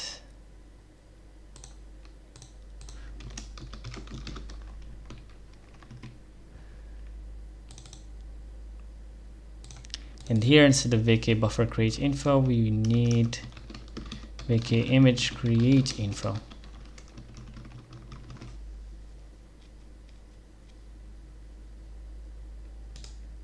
Well, let's static cast that, I guess.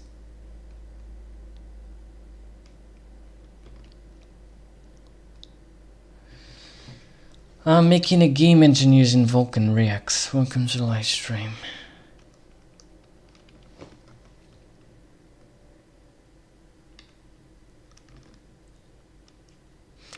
What the heck? You know what? Let's just say vk image create info. Fine. And now we gotta figure out this part of the equation. Yeah.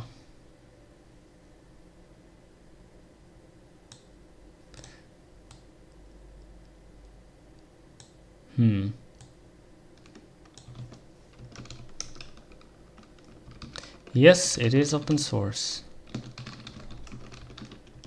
It's right here. Well,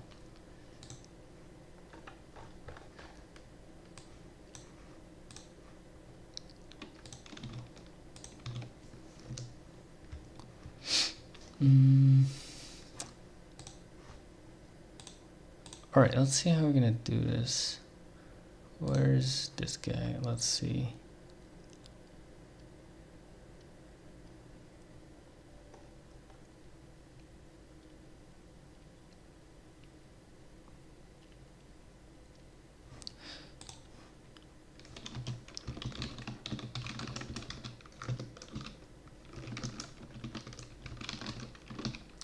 Image create info, so we're gonna set a few things.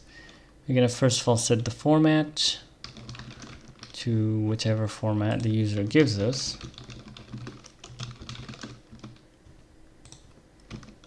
And what we're gonna need else.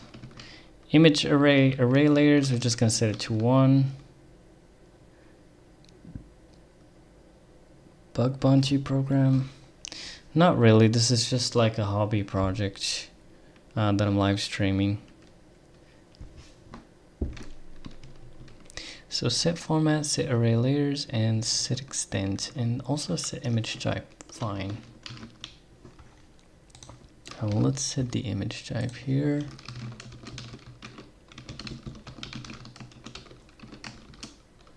E2D. I think this is the 0. No, it's not. Alright, fine. Next up, what else we're gonna need? We're gonna need the extent, I think, and I believe maybe there's also the usage, or isn't it? Did we actually need the usage? Yeah, we did need the usage here, there.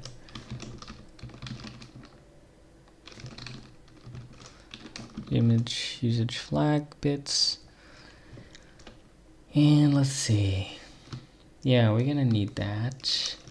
So we're gonna make that into variables. So image usage flags, or too simply usage flags, really.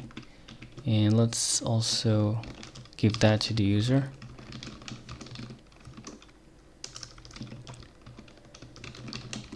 Usage flags.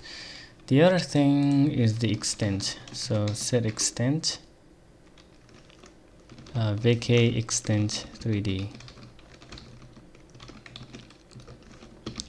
So we're just gonna set the width to size 0, and we're gonna set the height to size 1. All right. Well, here we're gonna go with GLM vic2 size. Set format, set array layers, set usage, set extent.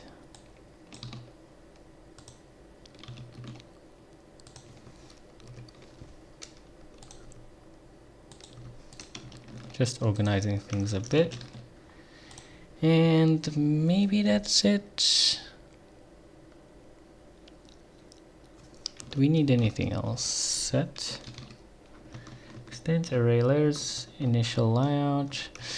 Let's see the tutorial if there's anything particular. How about tiling? Is there tiling there? Yeah.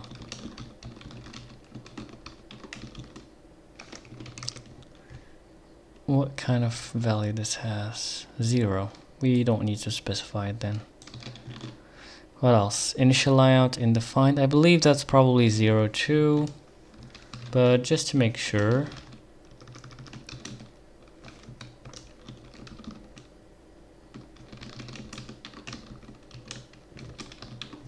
I believe that's 0. Yep. So we don't need it. The next thing, we're also going to need transfer DST bit, and then whatever the user wants, because we know we're going to write to it anyways. We're going to make sure to have that in, I guess.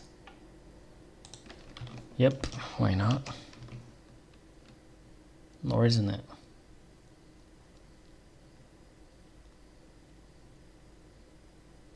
Why that doesn't work? Should we make this into flag bits?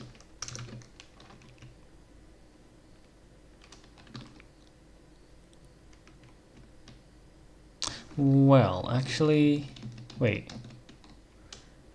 this should be vk image usage flag bits e transfer dst. There we go, perfect. Is there anything else? We don't care about that, though we do need this sample count bit, and I believe that's it. So basically, instead of doing this allocation of memory and binding the image, VMA is doing that for us. So that's cool.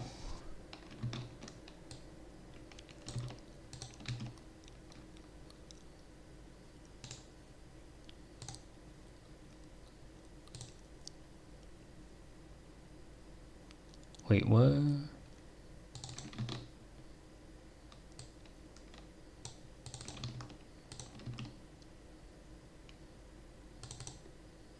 Now here we don't need a buffer though. We need a image.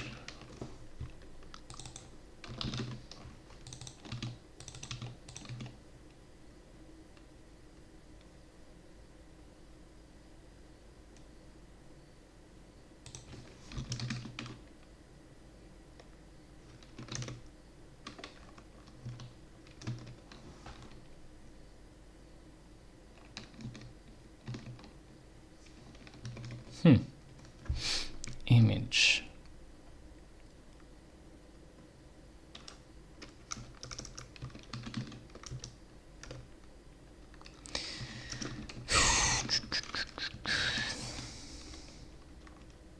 Oh, I just remembered. I was like, what? Wait. You gotta basically do this to grab the regular handle. And then we can get a reference, I think, maybe.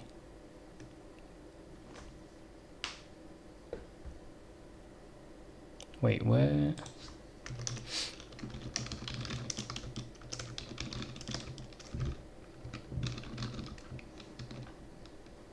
Well, you know what? Let's not overthink it. Just make this a Viki image, please. Thank you so much. And let's do this. And that's pretty much it. Now the image create info.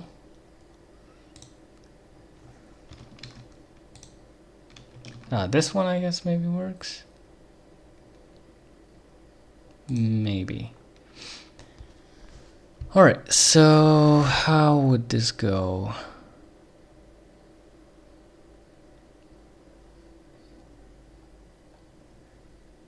Well, this shouldn't really be like,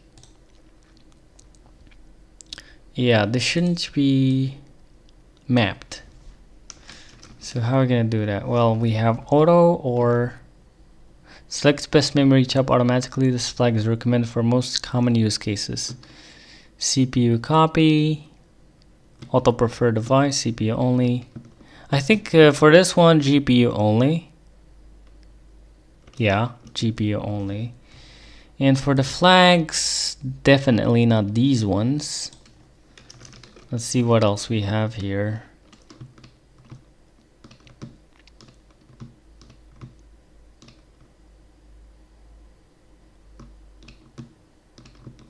I don't think we need any of these. Yeah. I don't think we need any of these. So I guess that's pretty much really it. Yeah, we could try this out, I guess. So we got the format and got the size. Honestly, I'm gonna go with the size first, and then the format, then the usage flags. And I believe that's basically how it should go. And VMA should take care of the rest for us, I believe. This would give us, though, a result, so we gotta check that out. So if that not equal to vk success,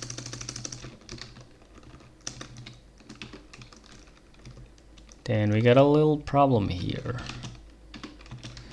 Failed to create the image. After that, we're gonna return an image or a texture. Well, actually, image. vkrai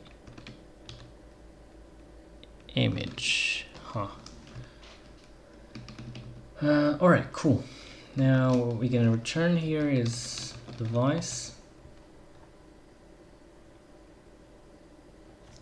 Yeah, comma image.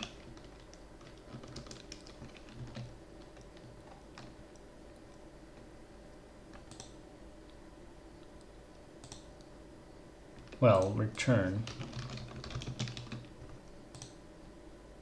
And there we go. It's really simple as that, I guess. Alright, now let's try to, well,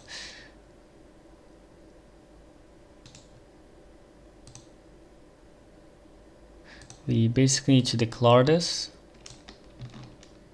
So let's go to our GPU HPP here and let's create another function. There we go.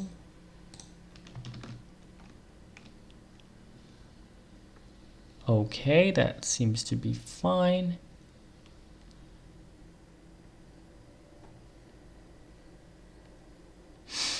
Now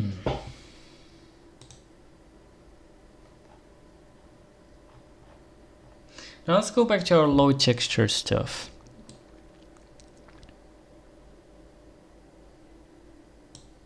Now,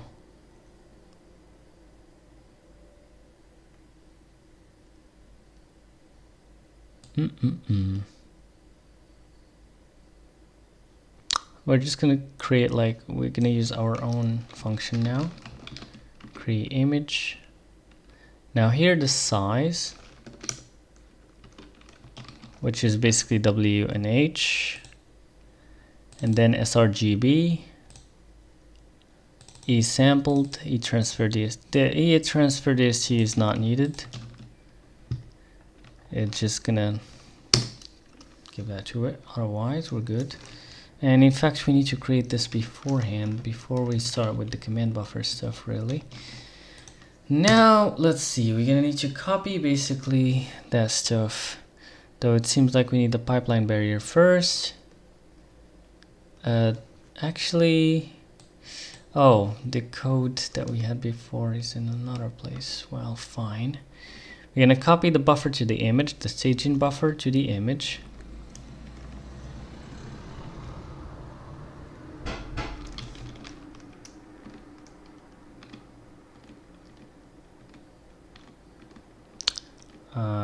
Copilot is doing the job. That's great. I don't know if we really need these pipeline barriers though in this case. But let's see what's going on here. So we're starting a new command buffer. We're making a pipeline barrier to transfer from indefined to transfer DST optimal. Transfer right. Yeah, that's great. And color. Now we're copying the staging buffer data to the image, because we have already, you know, copied the surface pixels to that staging buffer, and so we're gonna right now copy it to the VRAM image. Cool. A color.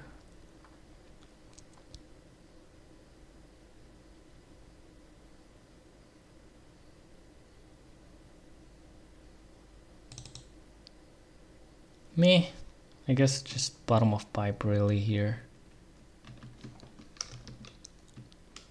I don't know. Well, let's just keep it as it is, fine.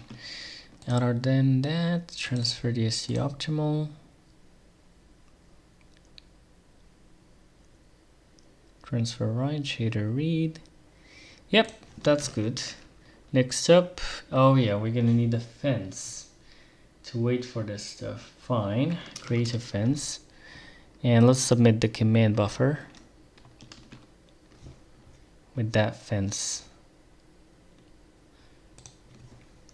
Wait semaphore and signal semaphore. Well, in this case, we don't have any. We don't need any semaphores though. So how are we gonna do that? Well, in fact, let me see the tutorial what it did.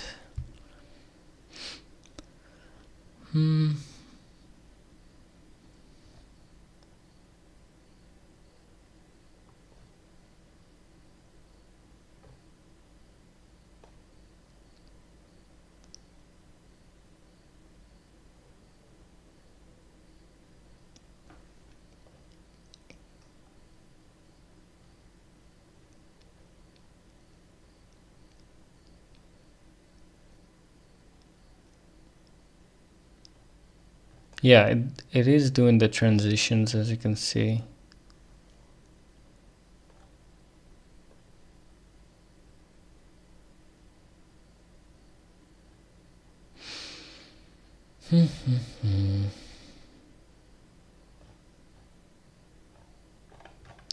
But wait, we're submitting the command buffers here.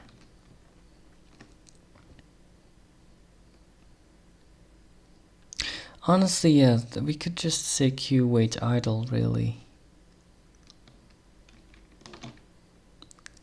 Yeah, for this kind of job, we could. So, honestly, yeah, just do it.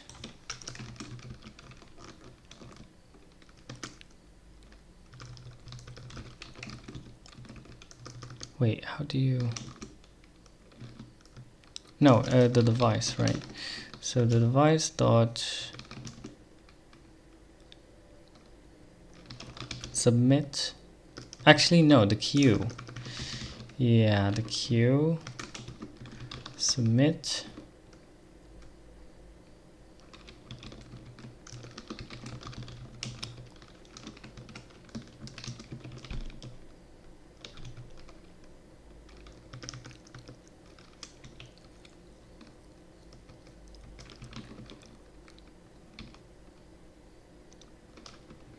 And here we're gonna have like a command buffer count. Well, actually, we're just gonna set the command buffers here. So set the command buffers to command buffer.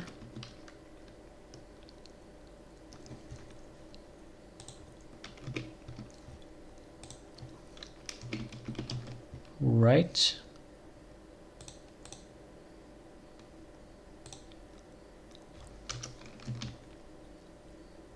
Why this doesn't work?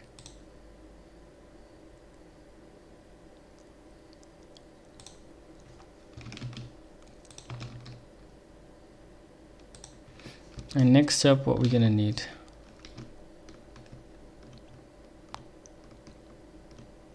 I guess maybe that's all.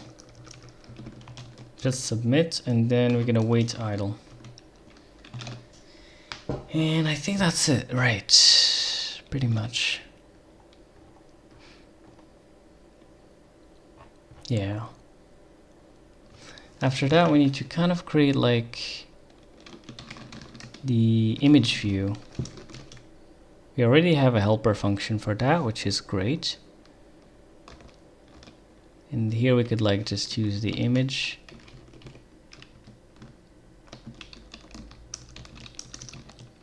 And the format. We're just hard coding the format. Other than that, we got our image view.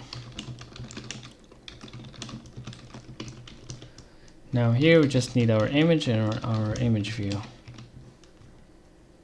Is that the case? Though of course we gotta move these. Move the ownership to the color.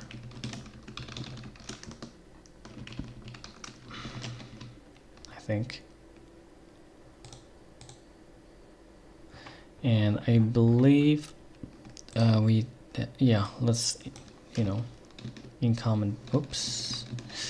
What the heck did I do? Oh my god. Let's in common these. Oh my god. Alright.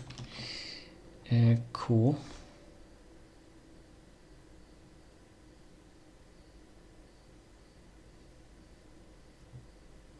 Now what's up? Well.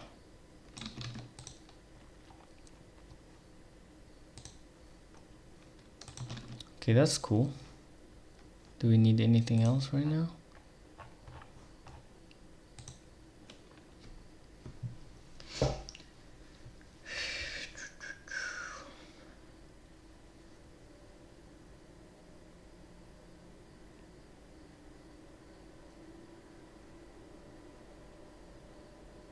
Oops, sick fault. Well, one thing for sure I'm gonna make sure is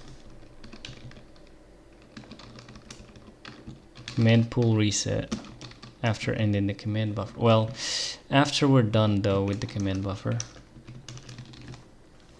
and let's grab the, hold on, let's grab a terminal real quick, and let's run vk config gy. Let's run the validation layers.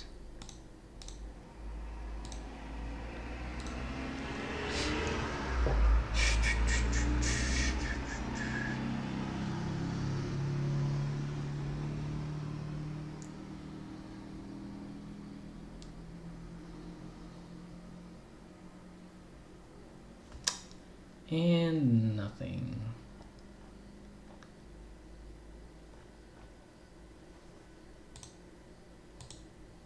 Really? What if we don't load any texture? Does it work just fine?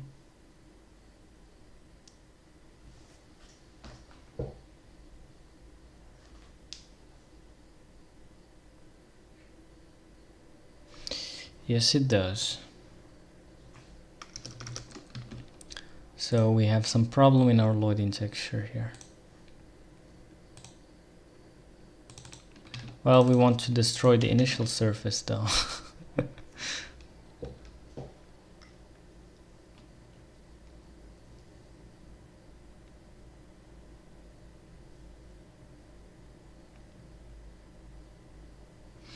Oh boy, failed to create image. Why?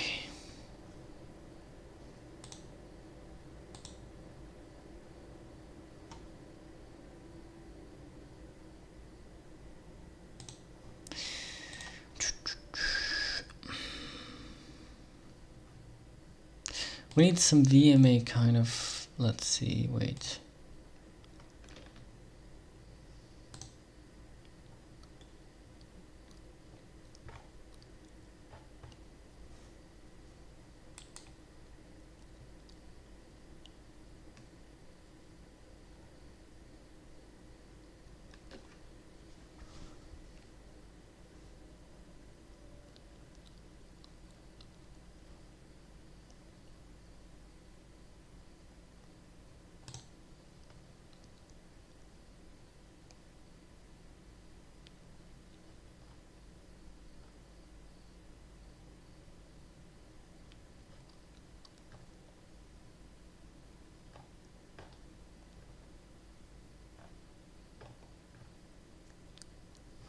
What the heck?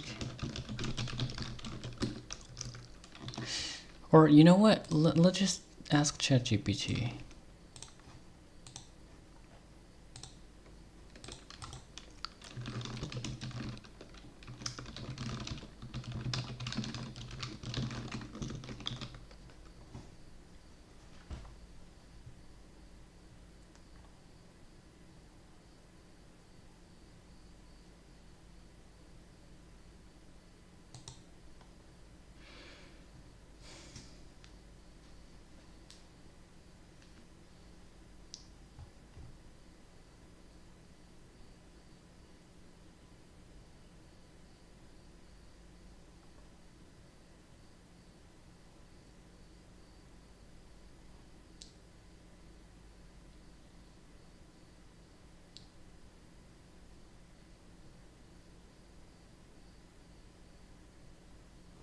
Depth or map levels?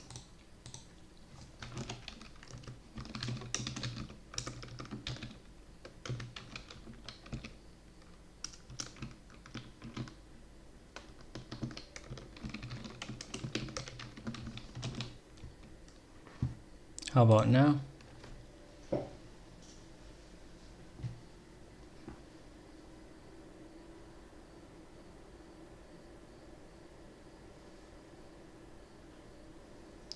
Alright, we're creating the image successfully.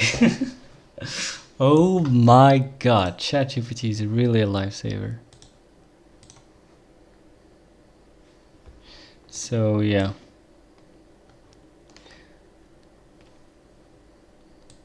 And we're not free in the allocation. We're gonna come to that in a second, but right now we don't care about that part. Alright, so next up, let's see.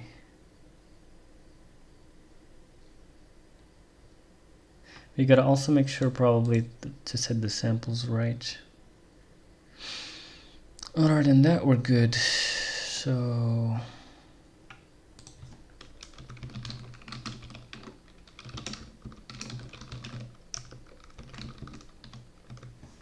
is that 0 or what? No, it's 1. So let's make sure to add that too.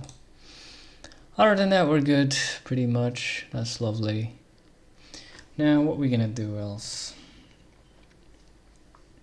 So we got an image in the VRAM. That's cool. Now, how we can use it? Well, we gotta give it to the shader somehow. All right. So let's see how we're gonna do that. Well, let's go back to our application right now. And well, by the way, this is gonna be our texture. Right. Lovely. Now let's see. Let's see. So we have our first binding, or our first descriptor for the uniform buffer. Now I guess maybe we're gonna need to basically add another one.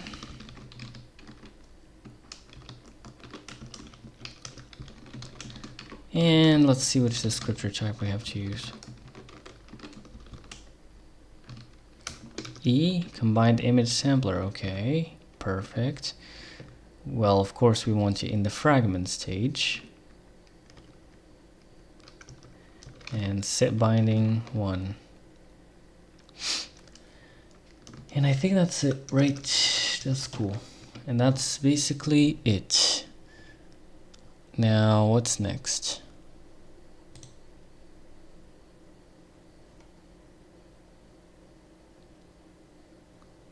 Next up, we basically, I guess, need to push that in the renderer. So let's go to our render, where we're pushing the thing.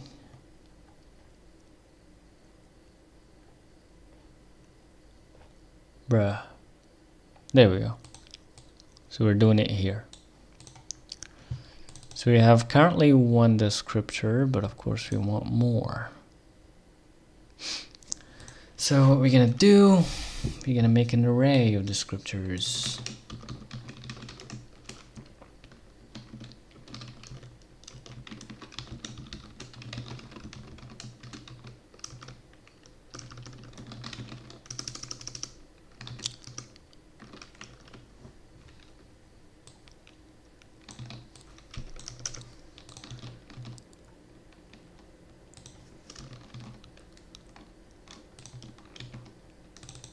We're gonna pass it up here. All of them currently in 1 set, fine. And yeah, now let's make another one. Whoops. So vk write descriptor set. Now let's set the descriptor type to vk combined image sampler, 1 descriptor. And I'm gonna set the image. Well, not the swap chain, of course. Well, we're gonna grab a texture from the color.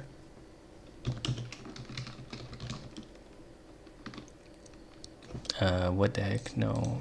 Let's just take a reference there. And let's see how this would go. And so we got shader read only optimal, perfect. Is there anything else? And finally we got the sampler. Now we need the function to actually create a sampler though. Well, I'm not sure for the samplers. I think right now I'm just gonna maybe sampler.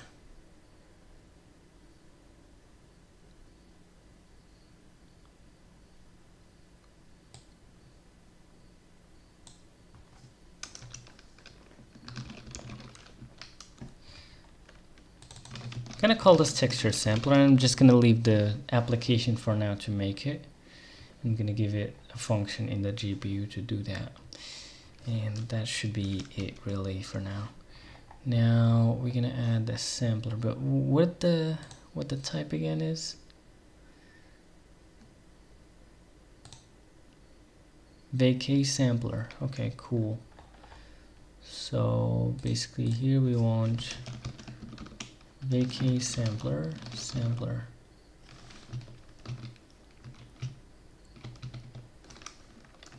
And that's, I believe that's it.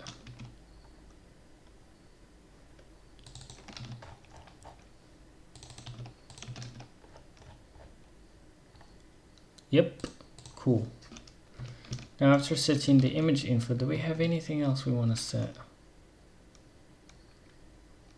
Destination binding. Yeah, anything else? I think that's basically it. Yep, probably. Cool. But we also need some UV crab though. How are we gonna do that? Well, I guess we're gonna check up with the tutorial real quick. Wait, where's the tutorial?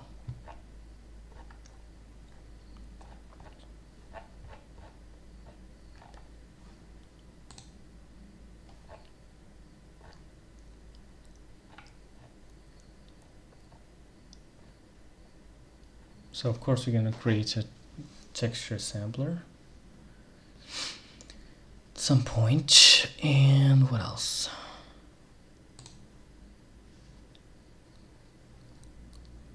As you can see, it's doing the descriptor pool stuff, which we didn't have to handle. Oh my god.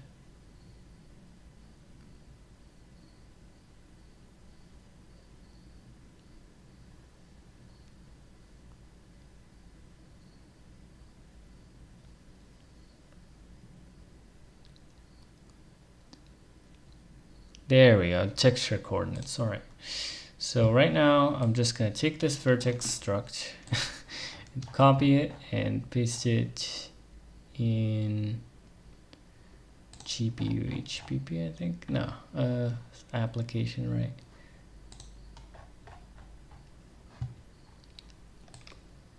So we're basically adding another attribute there.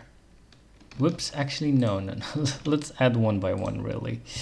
So currently I think it would basically keep the pause and it would keep the color, and then it would just only add texture coordinate. Pretty much. And to add the texture coordinate, we're gonna add it here. And it's gonna be binding 0, location 2. Binding 0, location 2. I gotta be careful about that. Okay.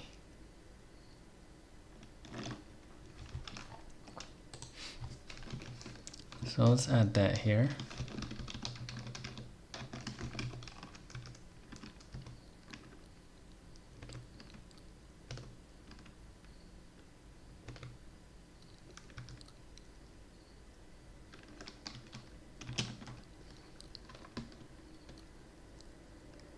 And what's wrong with this?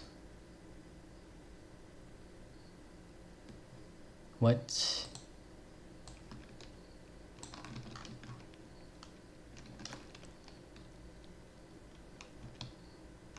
Really?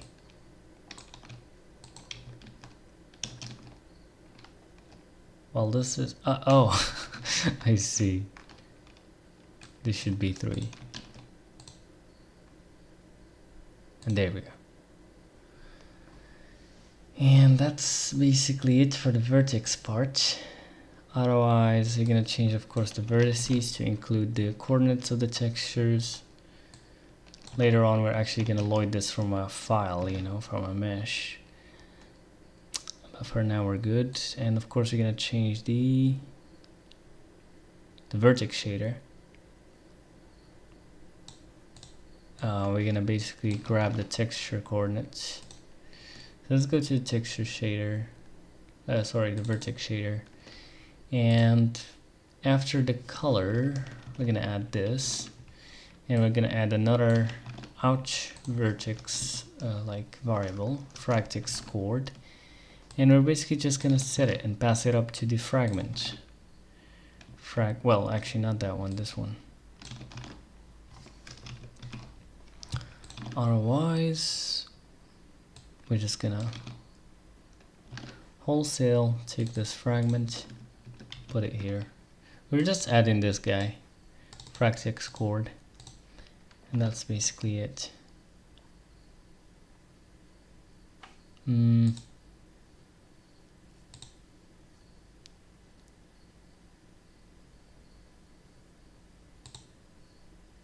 Wait, what? Text chord.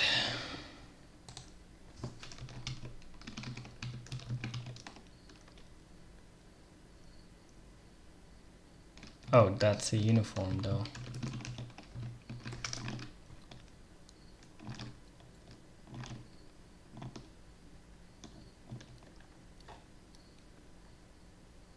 But wait, what?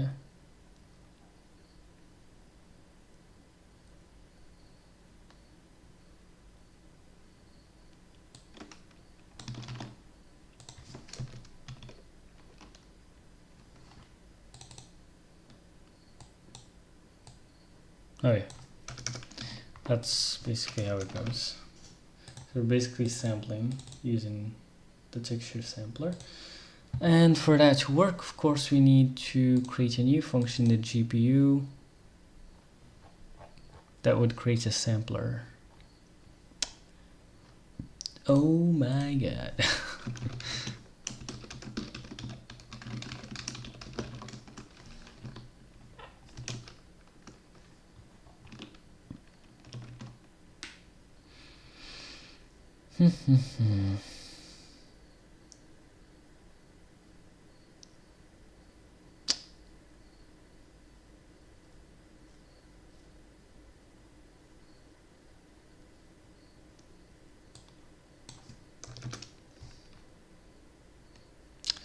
Don't enable anything that we don't really need.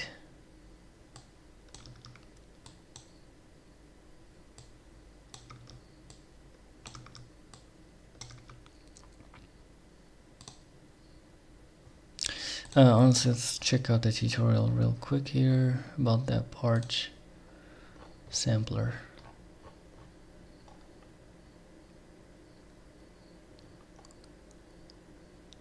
Anisotropy enabled. Vacate true, huh?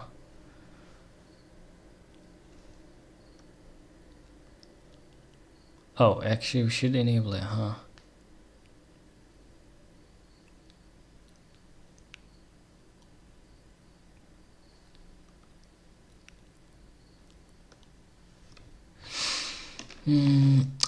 Okay. Let's keep the anisotropy.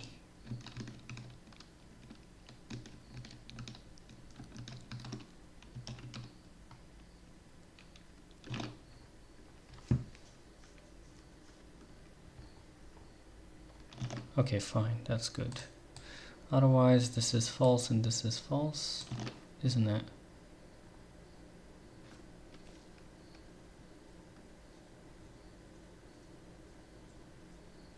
Compare enable vacate false. Compare OP. Always. Okay, let's remove those. And probably remove this. No, actually this is line area 1. Yep, that's good. Now let's just create a declaration for this. And we should be good to go. Now the other thing is in GPU CPP GPU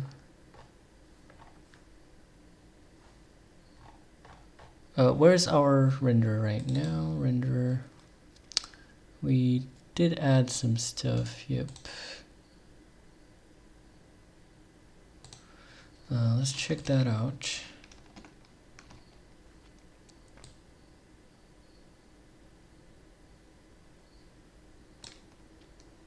Well, actually for the texture sampler, it should go into the texture, really. Yeah, that's true. should go there. And here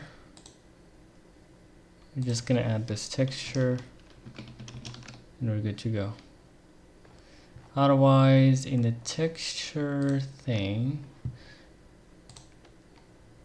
we gotta add a sampler. Though, not really. Should we create like a sampler per texture? I don't think. We should probably reuse them.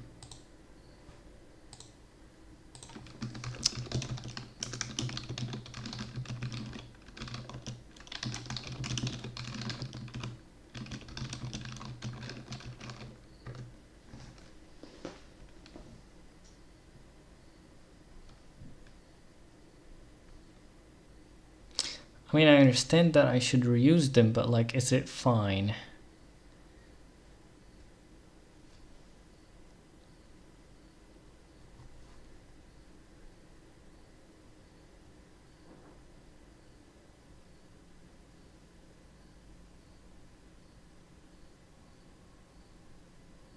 Not really. Let's not do that. Let's just keep track of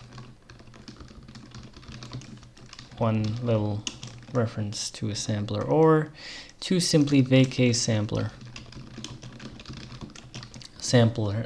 handle. And that's basically, so we don't own the sampler here.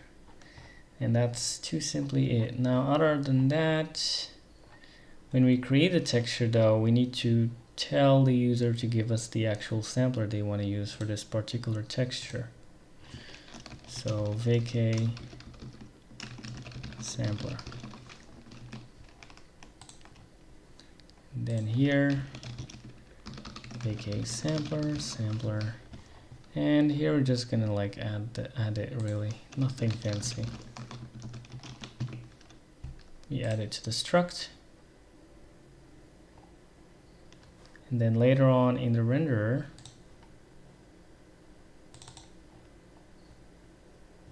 I'm gonna use it here.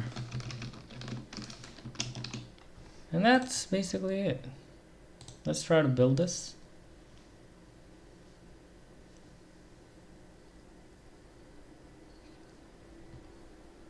Too few arguments for function call, that's to be expected. So we gotta actually go to app.hpp right now. And we gotta add a sampler. Where are we gonna do that? I don't know. Did we add a texture just yet? We haven't. So let's do that. Alright, well, where are we gonna do that? Maybe let's do it here, I guess, fine. cd optional texture. Though we gotta also need one sampler for now.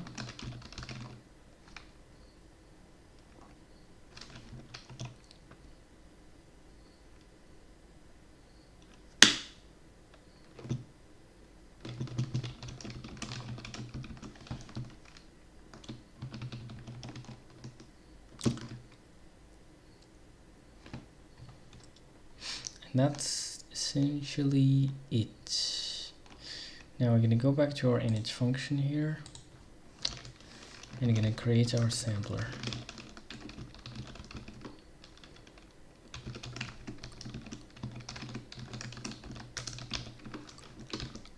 Right now we're not giving the user anything to configure, but we're gonna change that later on, but for now we don't care.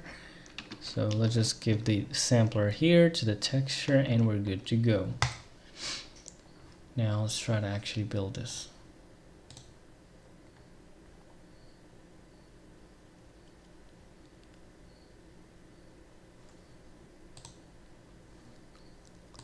Now, of course, for the render function, we need to give it a reference to our texture.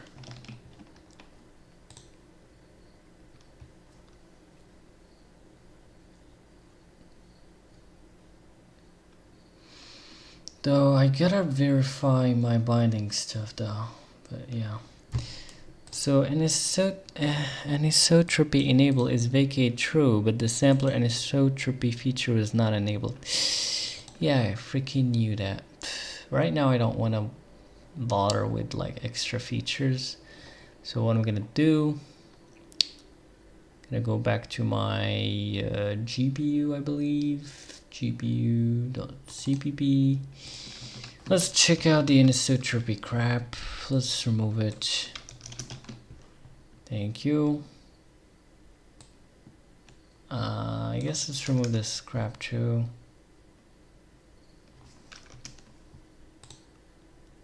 Anything that we don't need, let's remove it. Honestly, can we just go by just using these? I don't know. Let's see. We have the validation layer on, so.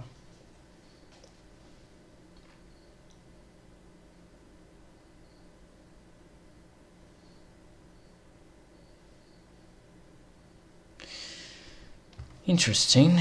Let's see what we got.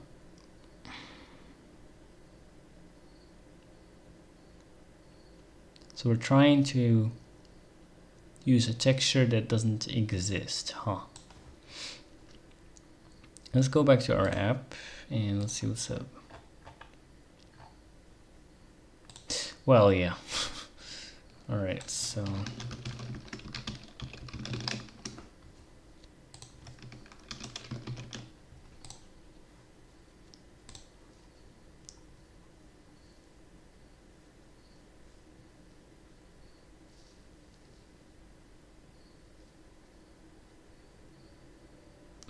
Oh boy, it actually works.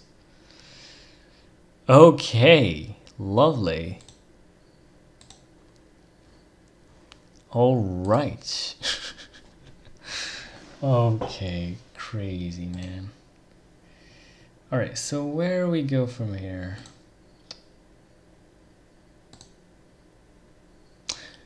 How can we do a quad though? Can we do a quad? Well, we already have a quad. We just gotta add though 3U, and we should make sure that we're actually drawing 3 vertices.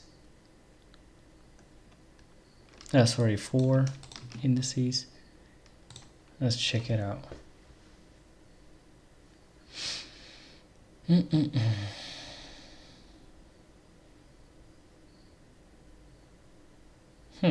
Really?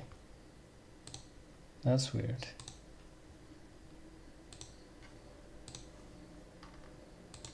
Index count 4.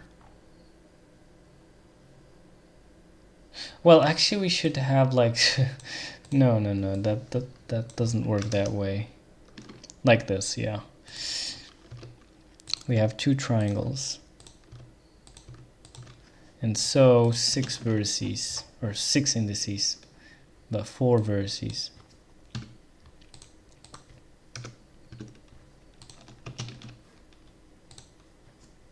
Now we should have a quad, a textured quad that is rotating on the screen. I was going to say that easy, but there we go. Crazy, man. Crazy stuff.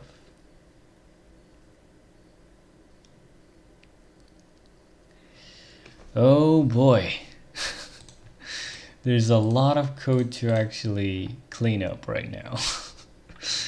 Really a lot of code. So first of all, this vertex buffer, index count should really go into a mesh struct. Now, of course, the render function should be able to render multiple meshes. So that's something. And every mesh should have its own texture too, maybe. Yeah. Other than that, we also have uniform buffers. Well, currently we have just a uniform buffer, kind of like for the... Oh yeah, the model, the view, and the projection. The model is... Yeah, pretty much I believe every mesh would have its own kind of uniform. I mean, I do want the view and projection to like be shared, of course, because like this is kind of like per camera essentially. but well.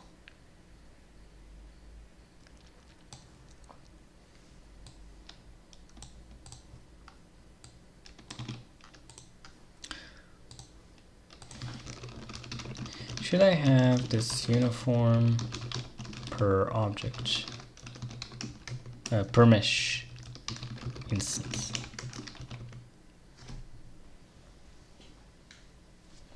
Just tell me what you think, come on.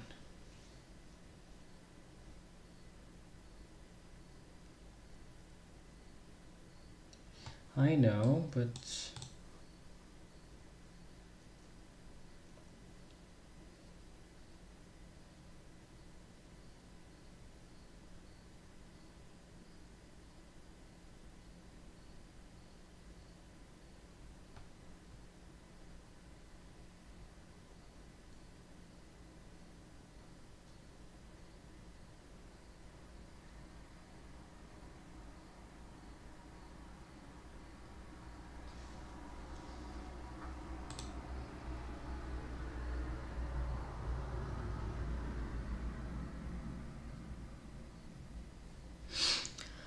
how to implement instances? Well, actually, there is like a Vulkan tutorial here, I think, maybe called instancing or something.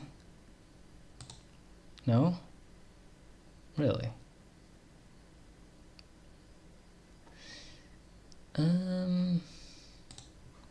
Well,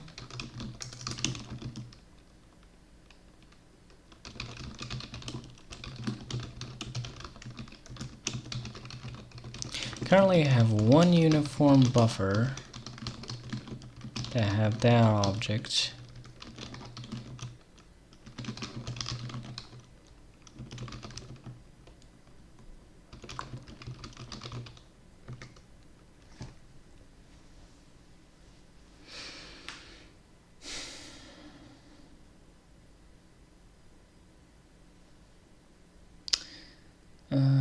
Which draw call binds its own UBO.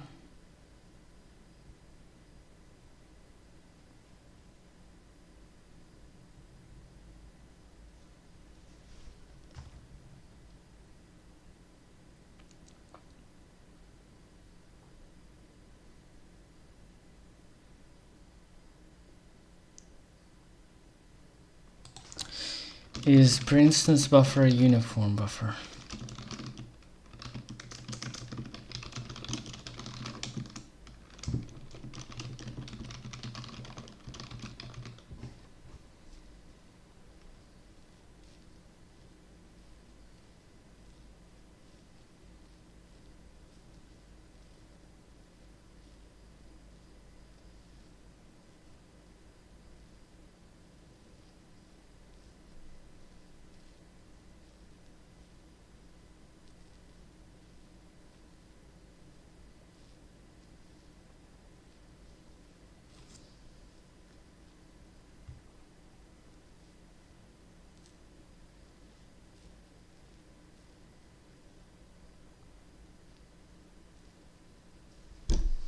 Oh, it's another set.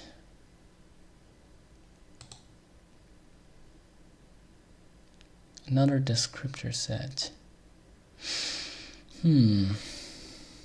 Okay.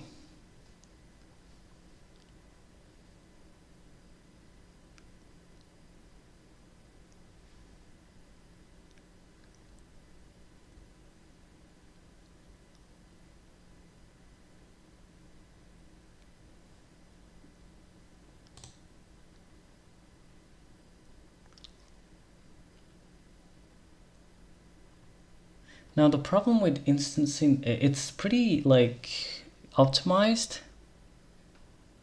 So like one draw call, you can draw multiple instances and just change like the transform, the model transform, basically where it is in the screen and how it's rotated. But the only problem with that is that it only works, I guess, if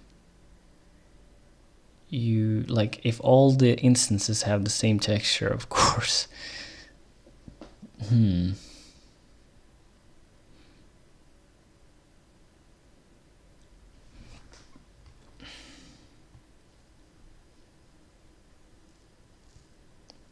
Oh.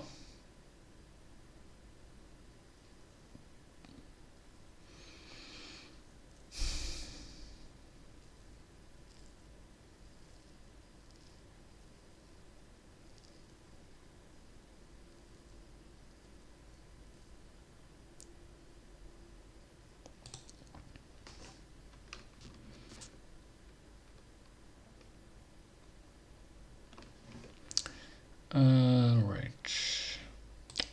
Well, let's first of all just see what's up we have here.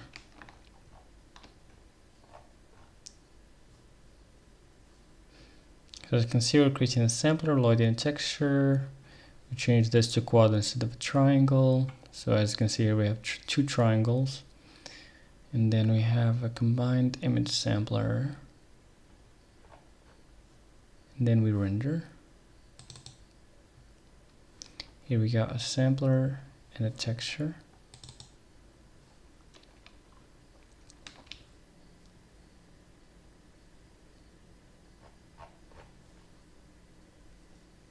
You create your command pool and allocate command buffers. By the way, speaking of this kind of stuff, since we basically textures actually kind of forced me to make the resources needed to basically upload data to the GPU instead of depending on the staging buffer only. So honestly, I should do that already too. And this is the Lloyd texture function. Though we have a little leak here, which is that the surface. So after we're done with the upload to the GPU, we should destroy that. Well, that's one thing.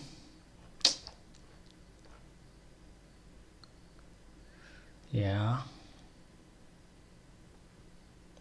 And we need another kind of function called just create buffer to create a VRAM buffer kind of. So yeah.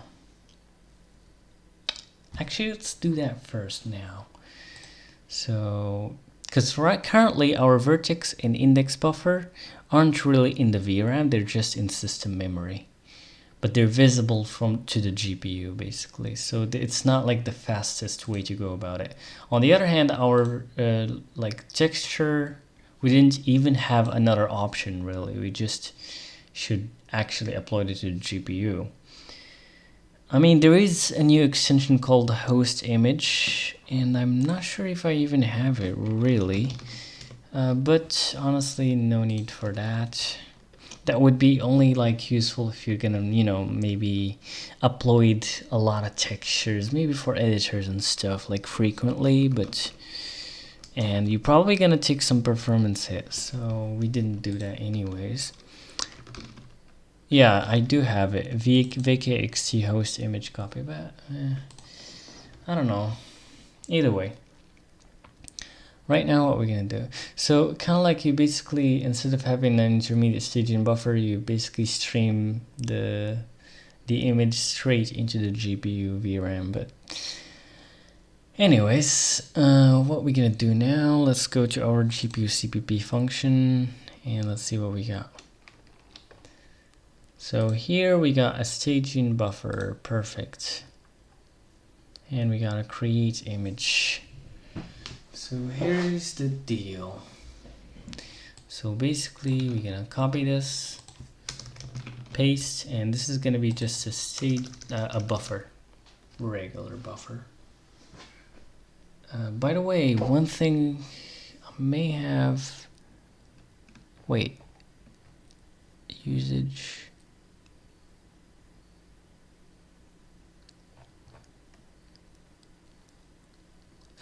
Yeah, I forgot one little thing, which is that staging buffers should always really have transfer SRC, yeah, because we're copying data from them. Other than that, for the create buffer function, let's see. So we're gonna have something similar to this. So instead of using GPU only, yeah, we're gonna have GPU only here for the usage, and we don't need these flags. And what else?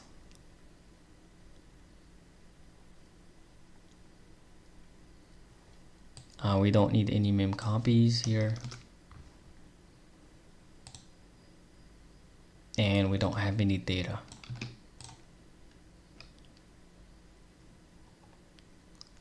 Well, we do need the size though of the buffer. That's the only thing we're gonna need here, I believe. So like, I guess we're just gonna say vacate device size, buffer size. And that's basically it. Buffer size.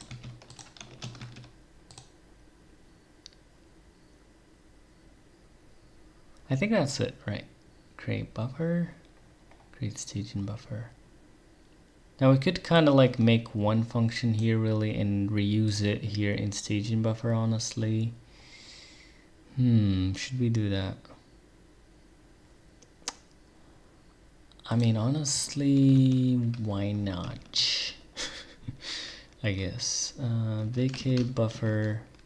Well, actually, it's basically vma. Nah, never mind. For now, we're fine. Just keep the copy paste stuff. Right, so we're gonna create a declaration. And that's basically it.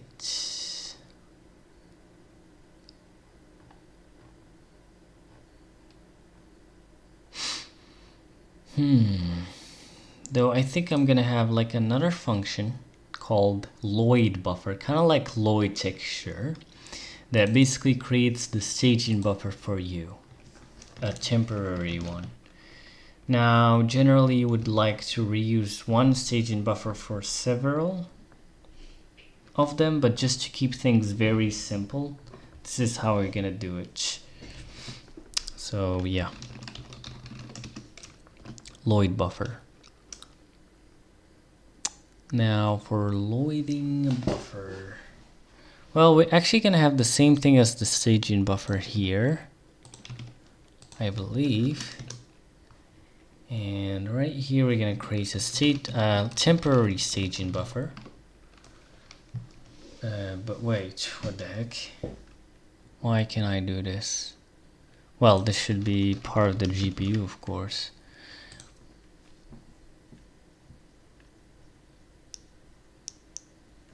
And what we're gonna do next, we're gonna create a buffer, like a GPU buffer in the VRAM essentially. So this one have transfer SRC and this one have transfer DST. Though honestly, since we're already doing that inside of there, we don't need these. And this one, we're gonna take that there.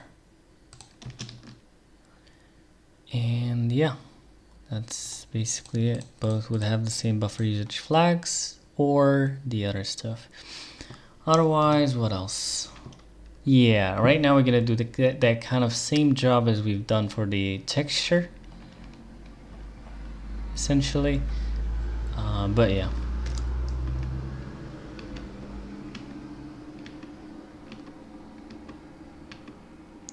Perfection.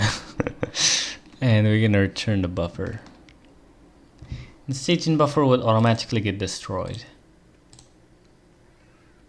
And that's basically it.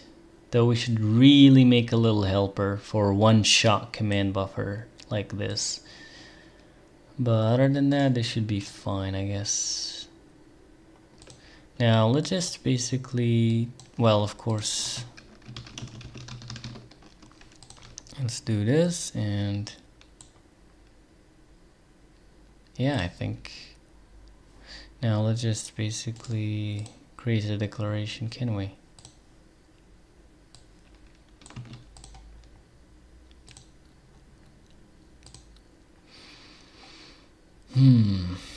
Maybe let's put it here.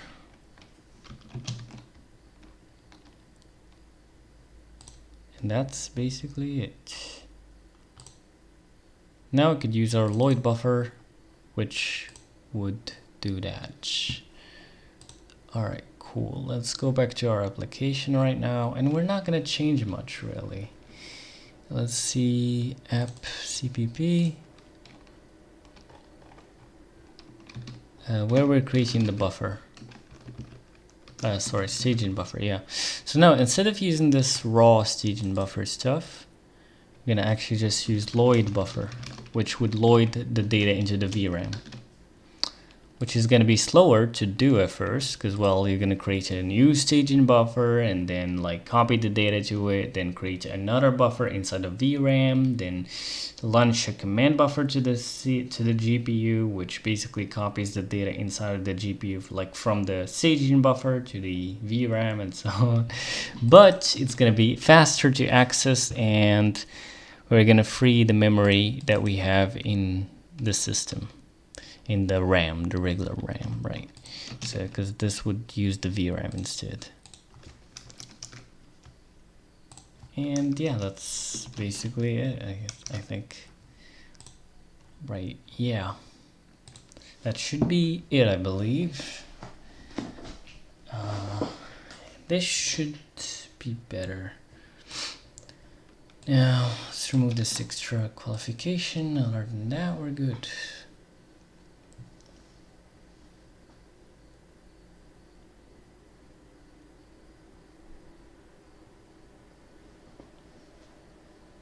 Oh boy, couldn't find vacate command pool objects. Really?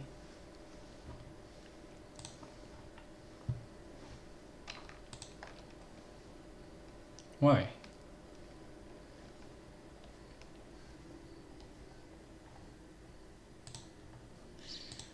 Well,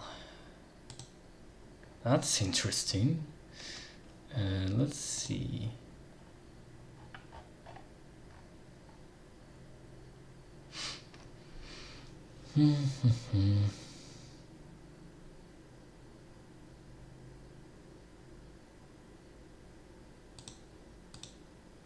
I mean, that should work.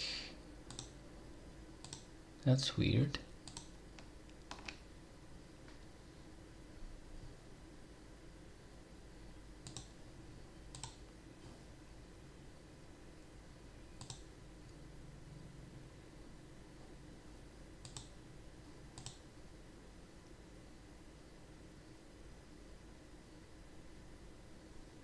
What was the problem again?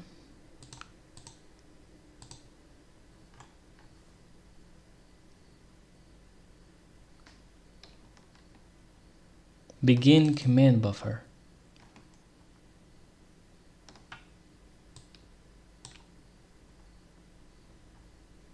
So here.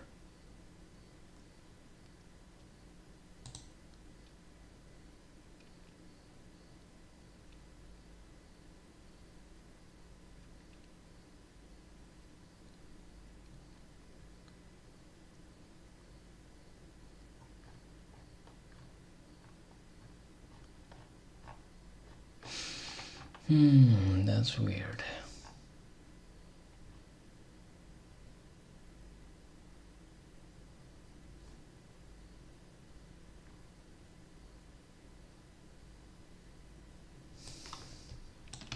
Let's see if ChatGPT could see something.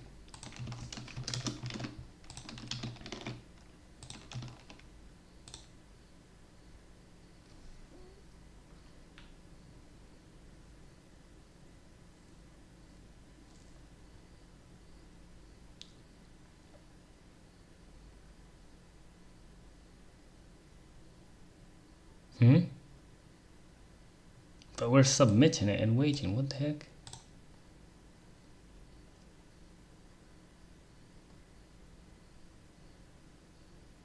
Oh, freed. No, I don't want to free them.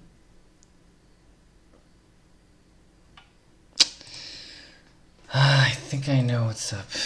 Because like when you actually reset the command pool, apparently you have to reallocate the freaking command buffers, which is not what I wanted. Okay, fine. Let's see.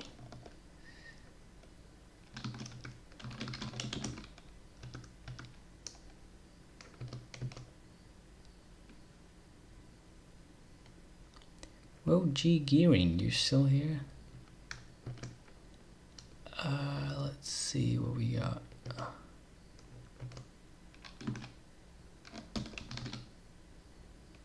Yeah, it's night here. 3 a.m. and a half. Right, so Lloyd texture. Let's see what we're doing here. So right around here, I'm resetting the command pool, which I shouldn't do. What I should really do is command buffer, I guess reset. Isn't that the case?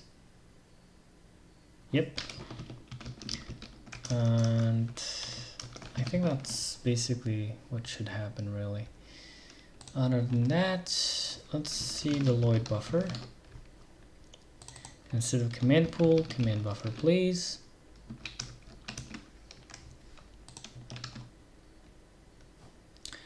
And that should do the trick maybe.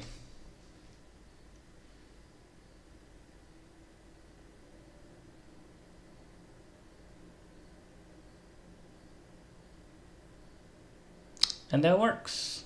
Lovely. Lovely, lovely. I would really love to like move the camera at some point, but yeah. Either way, right now we're actually using buffers in the VRAM, so that's great. That's pretty cool.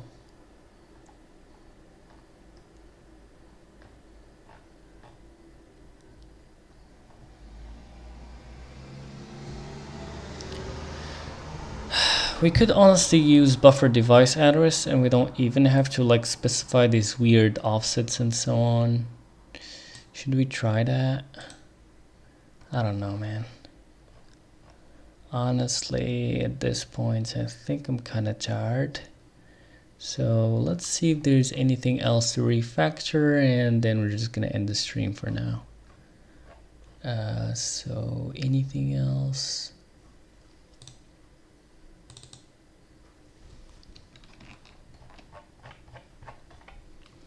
Command pool, we added the command buffers, great. We got Lloyd texture. Oh yeah, as I said, we need to free up the thing. Okay, so let's go to GPU CPP, Lloyd texture. And so after we're done with the surface, which is basically right after creating the staging buffer, we copy the data. And then we could basically just like SDL destroy surface. We don't need it anymore.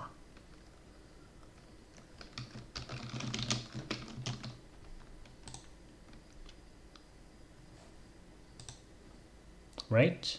Yep. And that should work out just fine.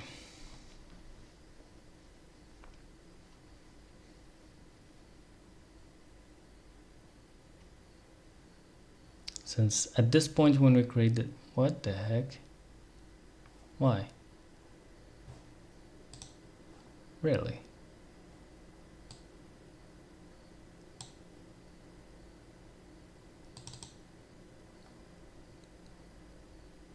Oh, I'm still using the width and the height here. Well, let's just, you know, I mean, honestly, instead we could just, I mean, we're still using them there. You know what?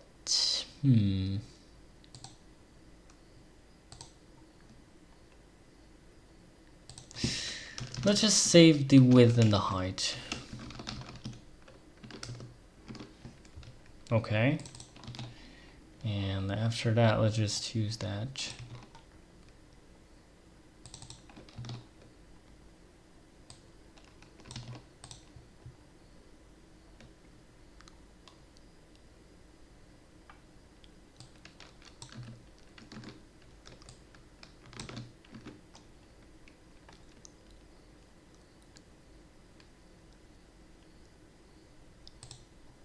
And I guess that's it.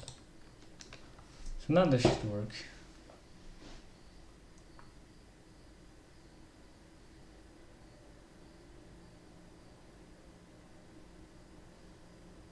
There you go. Perfect. Perfect.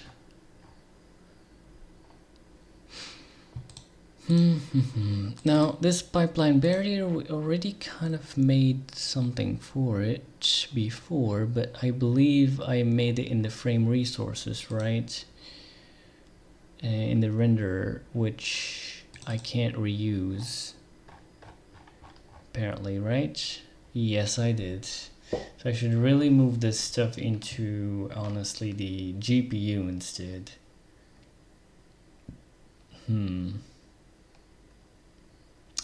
Yep.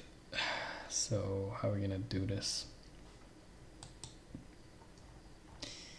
Oh boy.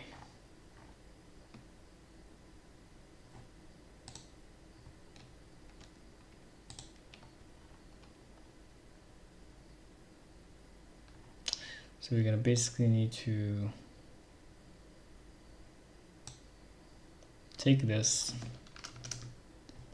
and put it in the GPU.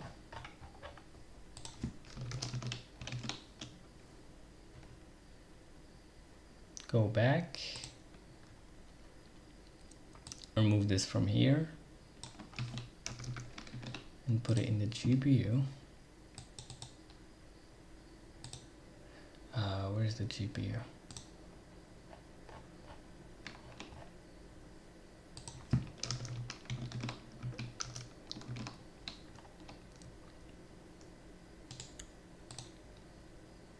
Generate definition. And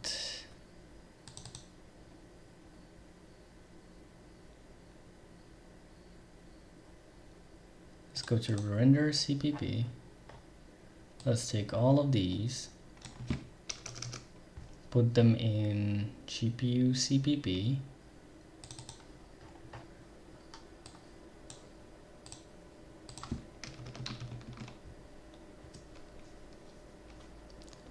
Other than that, let's go back to the render CPP and copy this and put it inside of here.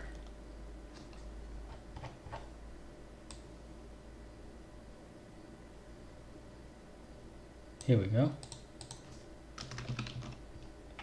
Let's just take this part of the code and put it here. Now we're gonna need the command buffer.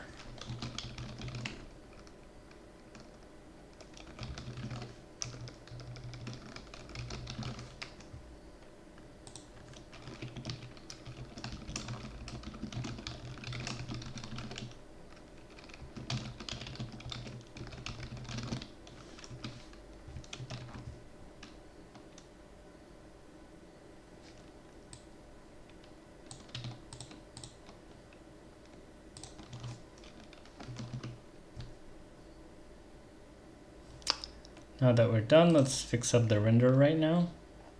So instead of a frame transition image state, I'm pretty sure we're using that again somewhere here, no? Yeah, here we go. So instead of that, we're going to use GPU instead. And then here we're going to use graphics command buffer. Frame. Or graphics command buffer. GPU dot. Right. There we go. Now we're going to do the same exact thing here, but with render and present.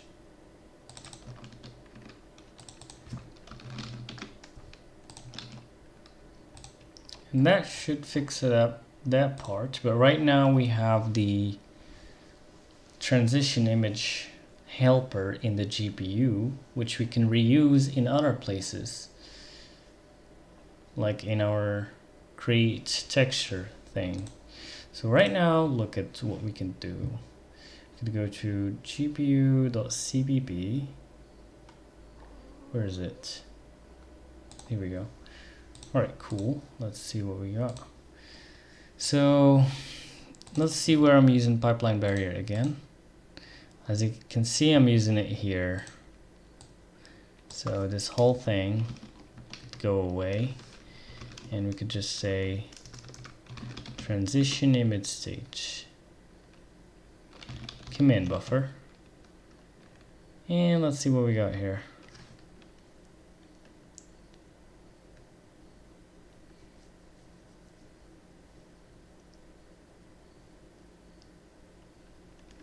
So you're gonna say image, and honestly, right now let's just construct the image state in place.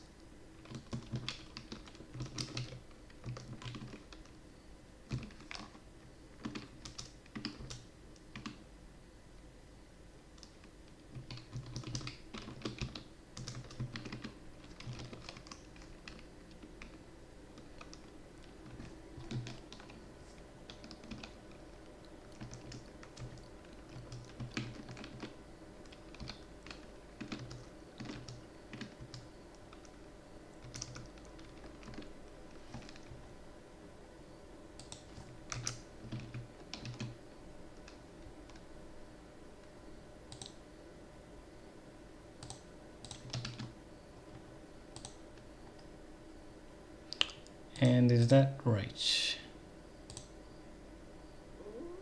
Layout and defined. Etop of pipe.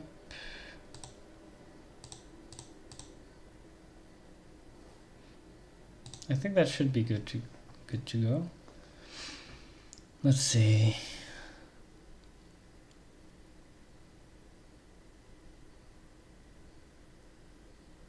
Yep, perfect.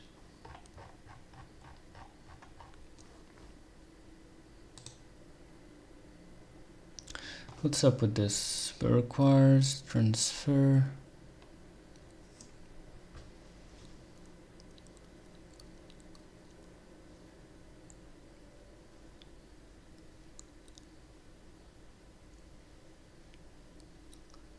TST must have been created with usage TST bit.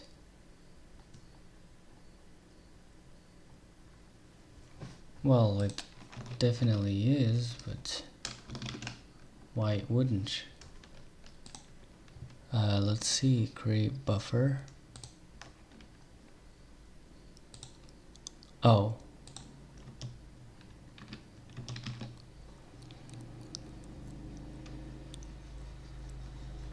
That's weird.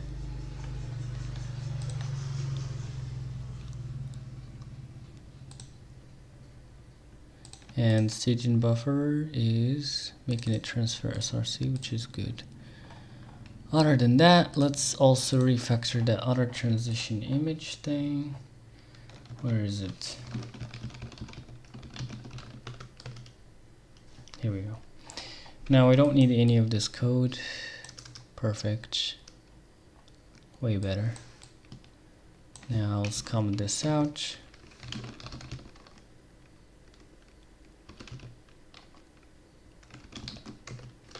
Let's see if we can figure it out. Perfect. Remove that. And we're good.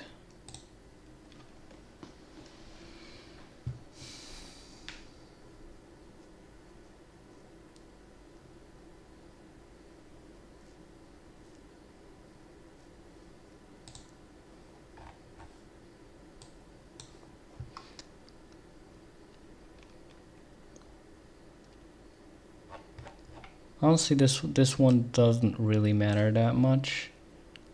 I'm just gonna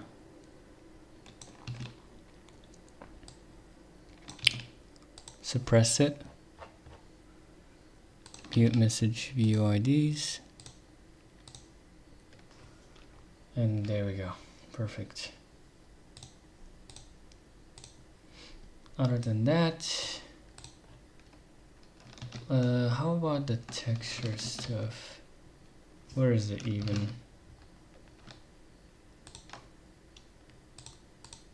So you have RAI, image, and image view. How about the unique VMA allocation though? I think we definitely missed that. So let's see where this is created.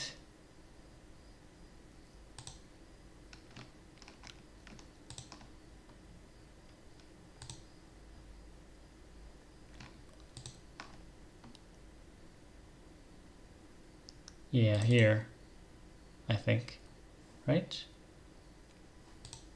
Yep, definitely. But wait.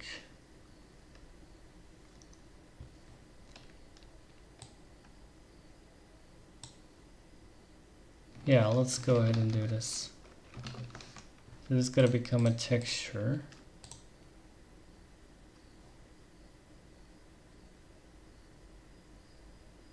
But to make it a texture, we need the allocation. Well, wait. Need the unique VMA allocation. We don't really need alloc info for now.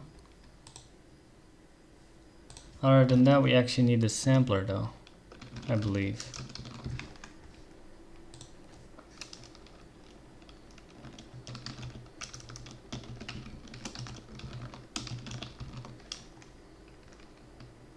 Right?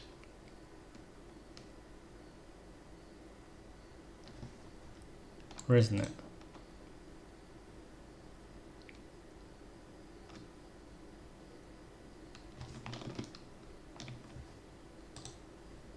Yeah, I think so. Where we were. GPU HPP, texture.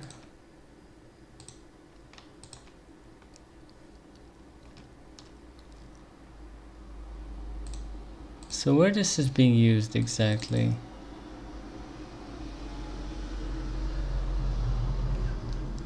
It's being used here. I see.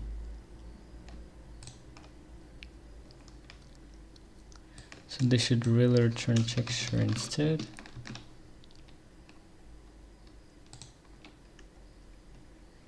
And let's see how that works. So instead of device, I think we need, there we go. So VKRAI image, in here the sampler.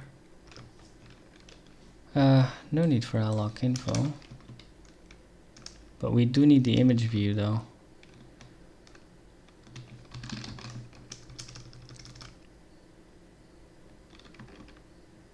But wait, how do you...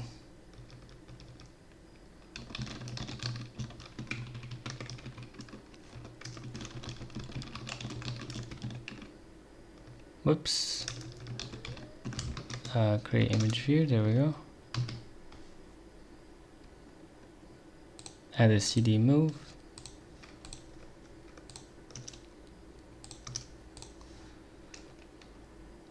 What if we just created it directly here? I think we wouldn't even need std move, but yep, there we go. And other than that, so yeah, I think that works. I think that works.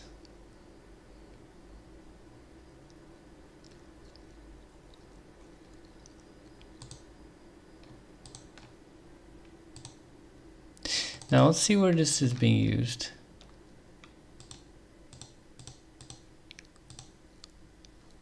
So this is our actual texture that we're gonna return. And so here we're basically gonna say .image. Here same thing, texture.image. Texture.image. And we don't need this because we already done it. And we don't need any of this crap because we're just gonna return the texture. And I believe that's it. Right? Or no?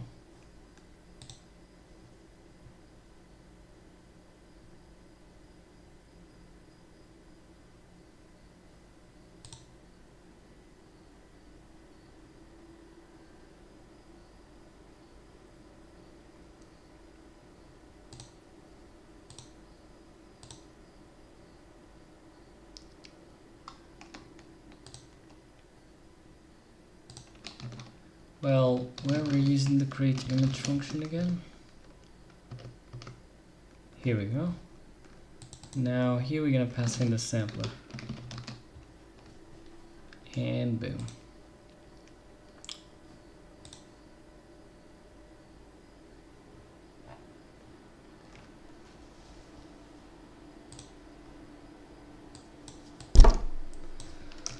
Let's remove that stuff and let's see.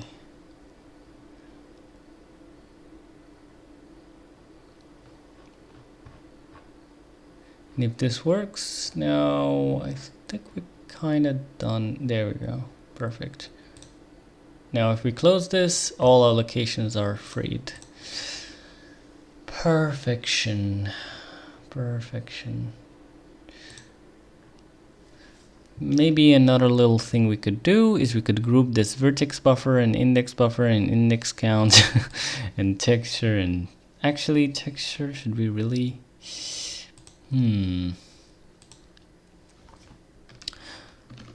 Should the mesh store a reference to a texture?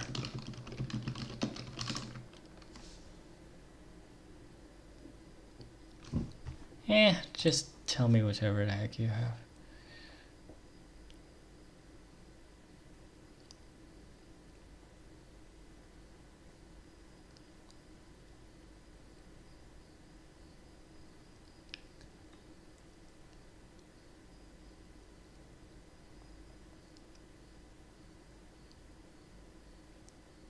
Well, I'm not talking about, owning. I'm only talking about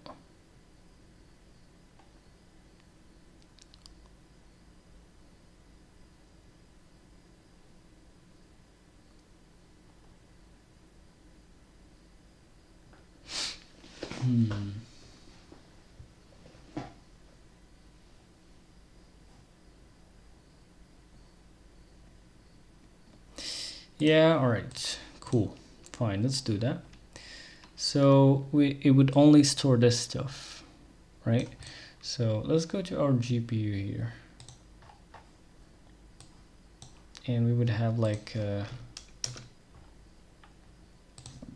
struct mesh, which would basically contain a buffer, a vertex buffer, an index buffer, and an index count. And that's basically how it's going to be. Other than that, our render function, well, not that one apparently. Oh well, that's in the renderer, I see. So now we got that. Now let's come here in the renderer, and instead of this crap, index count, index buffer, we're just gonna have one mesh. Right. That's basically how it goes. Now in my application, but well, let's actually also fix up the other stuff. Let's come here and index count up to the vertex buffer. It's only going to be one mesh. And here I have mesh dot, well, mesh dot vertex buffer, well, dot buffer, right? And here mesh dot index buffer dot buffer.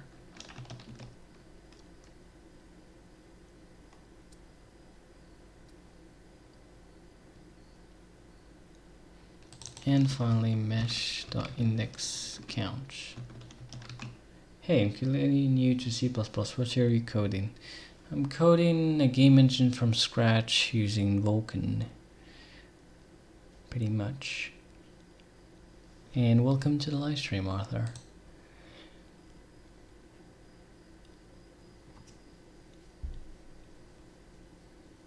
Too many arguments to function call, huh? Yep, pretty much. So here we're gonna actually basically take this and make it into a mesh.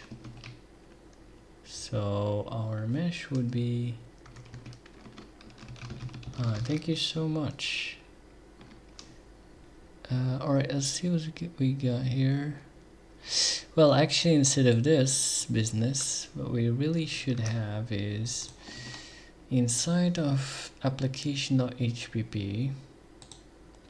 Remember hearing about Vulkan when I played CS on Linux? Yeah, it's pretty much Vulkan is powering up all your games. Though usually, for example, the people that, let's say, you know, make the game Counter-Strike, they usually don't write, you know, Vulkan code directly. They use the game engine, you know, like Godot, Unreal, and stuff like that. Unity, or their own kind of homegrown engine, actually. But all of them are using either Vulkan or OpenGL or DirectX and so on.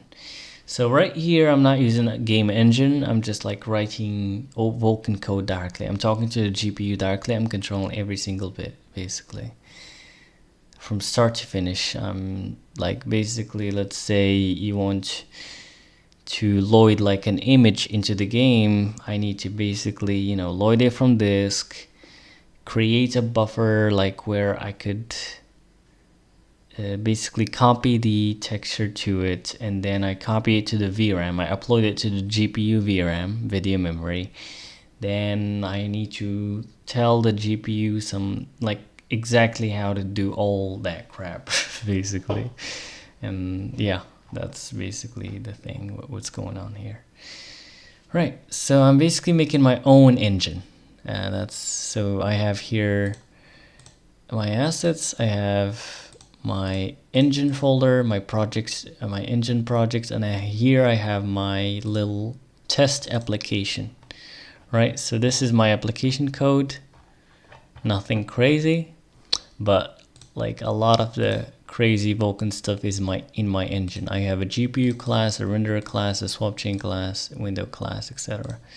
They're using SDL3, which is also being used by Steam and by all sorts of games, by Unreal Engine and so on. And I'm using Vulkan. Yep, that's pretty much it, really. So it's kind of exhausting.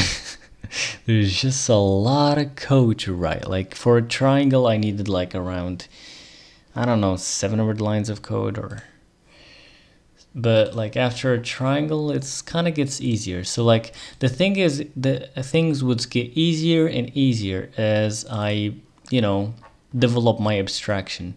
For example, let's say I want to load a texture. I only, you know, implement it once, right? I only write this one function that is responsible for loading a texture once. Then later on, when I'm gonna need to, let's say, load another texture, then I'm just gonna call one function call, like one single line of code, pretty much. So yeah. That's basically the case here. Speaking of that though, we should probably format. Well, right now we're not caring about that. Currently we're hard coding the format basically. Which is not great. I mean, we're hard coding a lot of crap, in fact even the swap chain stuff. But that's pretty much it for now. Right. Path sampler.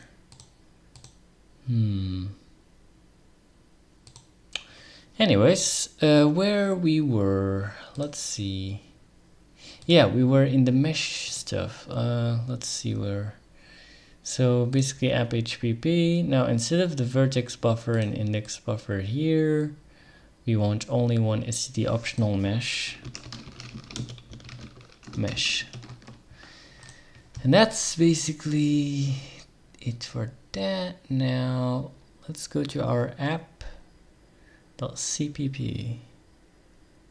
So where's the app CPP?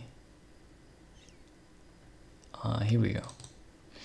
Now where we're doing that stuff. Okay, so instead of vertex buffer in place and index buffer in place, we're basically just gonna say mesh in place.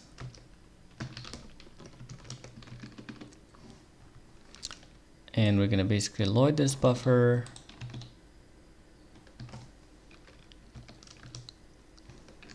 And we're gonna load the index buffer. And finally, we're gonna grab the indices. And that's our mesh. Perfect. We could even make a little helper though in the mesh, which basically give it the vertices, the indices, and it's done. That would be cool. Let's see. So like you would have mesh, Lloyd mesh, right? Sure, why not? Let's simplify that bit in our engine. So right now, instead of doing this code in my application, I'm gonna basically make a little helper in my engine. So I'm gonna take this little code here and I'm gonna come back to my engine here. So gpu.cpp. Actually, let's start with gpu.hpp. Right, so this is my mesh struct. Right. So essentially, to create this mesh, what you need is some vertices. How are we gonna do this? Span. Can I actually use templates here? I'm not sure.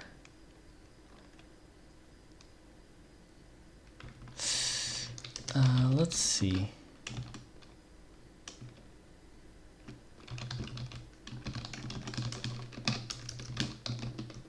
Can I use that? So I could have vertices.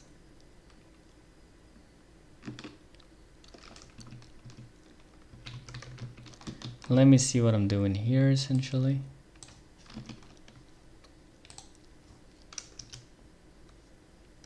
So vertex buffer GPU. Well, I need the GPU here. Yep. So that's the first thing that I'm gonna need.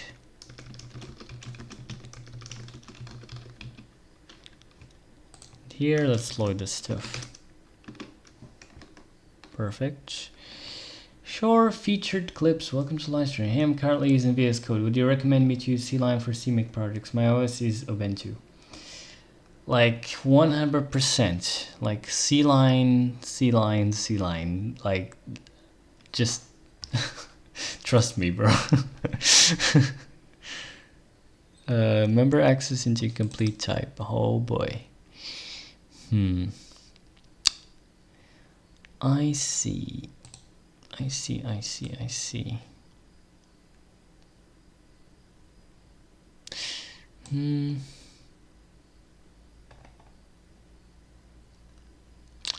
Honestly, I think I'm gonna keep this simple. And let's just grab this, really. And let's take this out from there. And let's just come here and just create void Lloyd mesh, please. And it's just gonna take a span.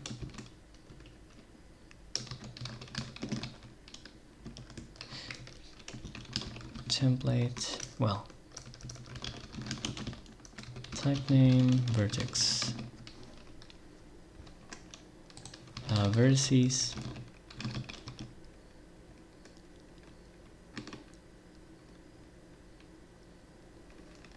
there we go. But well, what the heck, no. The mesh, we're gonna actually return it though. So yeah, and honestly we're just gonna return. I don't have much experience in it, but I imagine C-Line takes care of a lot of configuration, at least from my experience. Yep, also refactoring is pretty good.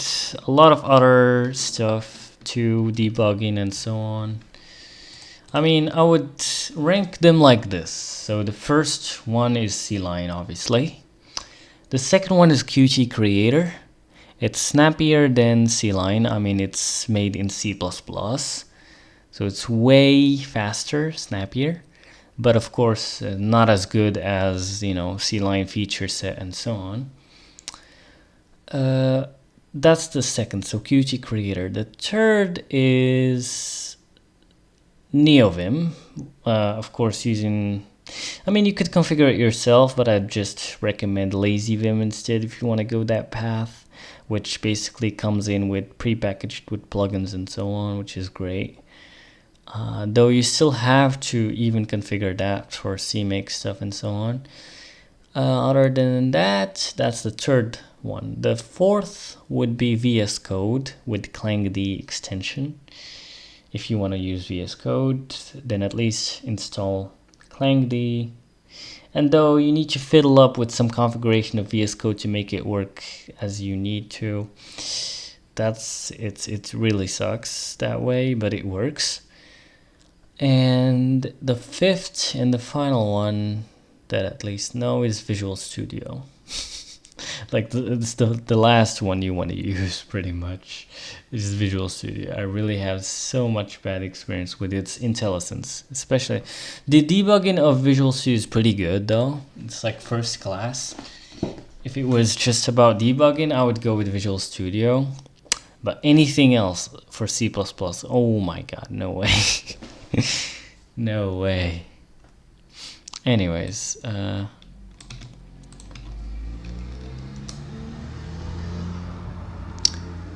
C++, it's not that bad, Visual Studio, but I would still go with Writer though, which is like, you know, by JetBrains, the same company that made C-Line. But at least for Visual Studio, you know, the IntelliSense of Visual Studio isn't bad for C#. But C++ though, no way. No way, especially if you're dealing with like, what is it called? With macros, it really breaks so freaking fast. I had horrible nightmares with it. See you, OG Garen, thank you for coming in. Yes, I know for Java, basically everyone was using IntelliJ. Yeah, IntelliJ, like really all the JetBrains IDEs are pretty damn nice. So, pretty much. Alright. And that's basically it. For C++, all my coworkers are using VS Code and command line, so I wonder if I should keep... Nah. Don't bother, dude. I mean, you could make VS Code work, and unless, let's say, maybe you're working on multiple languages in one place, and you don't want to deal with having C-Line open and other IDEs and so on, then maybe VS Code... but honestly, really, I really recommend C-Line if you can. Otherwise, yeah, you could make VS Code work, but you need some extra configuration for a lot of things. CMake. But yeah, other than that, we're good. So right now, in our application, instead of doing this crap, we could just say GPU the Lloyd mesh, std span, vertices and indices, and we're good. It's really that simple. Great.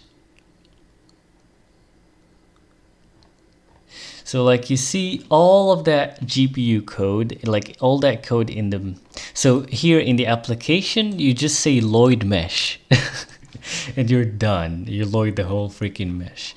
But the GPU code, here we go. Lloyd mesh, this is the code that the engine does. And then you have a Lloyd buffer function. There we go. And you have a staging buffer. Oh my god, here we go. The staging buffer crap. And you have a create buffer function. And there we go. And there's some other, you know, library function that deals with some other crap of the engine, like VMA to allocate buffers efficiently. So you see a lot of crap that the engineer is responsible for, but your application only does this one little line, Lloyd mesh. You made some wrappers and wrappers and yeah, and it's still not enough. Like, this is a very thin wrapper over Vulkan, like very thin. Like, you're still juggling some resources and so on, like samplers and stuff. But like in, you know, the engines that, and honestly, I want to keep it that way probably. I want to kind of make this engine being like very thin around Vulkan. You know, it's just basically Vulkan, but like not. So the thing is about Vulkan, it's like giving you the bells and whistles to change a lot of crap that I don't care about, especially as a beginner. So I'm basically wrapping all that instead of going for some API that abstracts all of it. So I basically kind of choose myself what stuff I want to abstract away until I actually need it. So I spent an hour just to make a triangle works. Yeah, pretty much. And yeah, that's pretty much it. I believe right now if we run this, hopefully...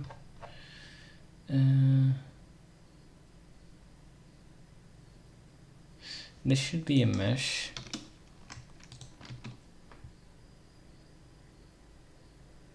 Right. Yeah.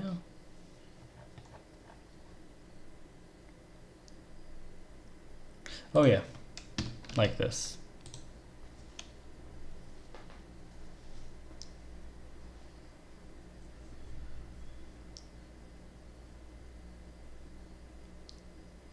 And there we go, perfect. Now, I guess maybe let's add mesh loading. But like, are we done? Wait. So this is what we added in this stream, I believe. So basically it was all about textures, I think. We also added uniform buffers, of course, but this second commit is about textures. So yeah, that's the changes we added to the application. Just sampler texture, and we kind of abstracted mesh too a bit. Nothing fancy, just, you know, one struct for everything, and that's pretty much it.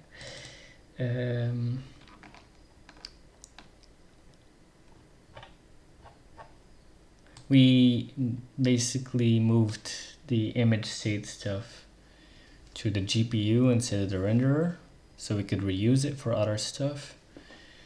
Oh yeah. And here's our gigantic Lloyd function. Though honestly, Lloyd texture should really expose the formats for real. Yep, it should do that, honestly. But for now, we're not doing it. Also, my coworker roasted me for vibe coding. I do kind of well, not exactly vibe code. I mean, I use ChatGPT more about like quickly finding what's wrong, first of all. Second of all, for research. And third of all, it's kind of like my coworker, essentially, right? So as like a learning partner and as kind of like a coworker. So like, let's say I'm not sure which design decision to make. I kind of consult with it, kind of like an expert, essentially, or like a teacher that you have all day, right? So for example, let's say some questions. So for example, this one, how to implement instancing though. Currently I have one uniform buffer that have that mixed state object with one uniform. Should I have this uniform permission system and so on, right? So I don't like tell it to like just write code unless, let's say, if I'm just kind of testing some idea and I just want it to work really quickly.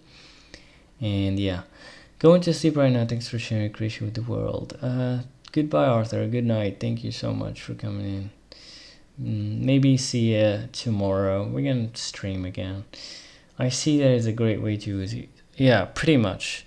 But like, if you're telling me that you're writing like, you know, production code with ChatGPT alone just generates all the code and you have no clue what the code does, oh my god, no way.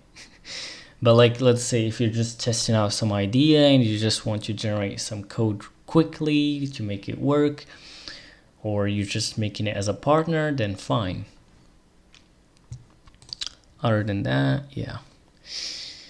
So yeah, pretty much. Alright, so we got this Lloyd texture function.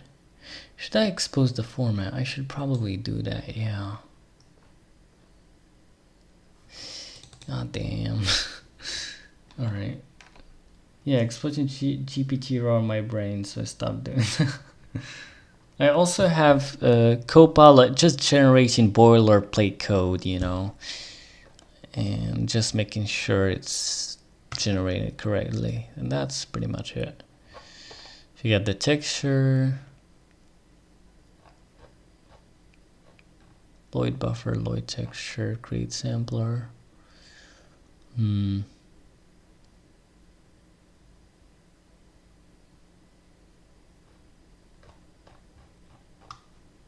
Rendered CPP.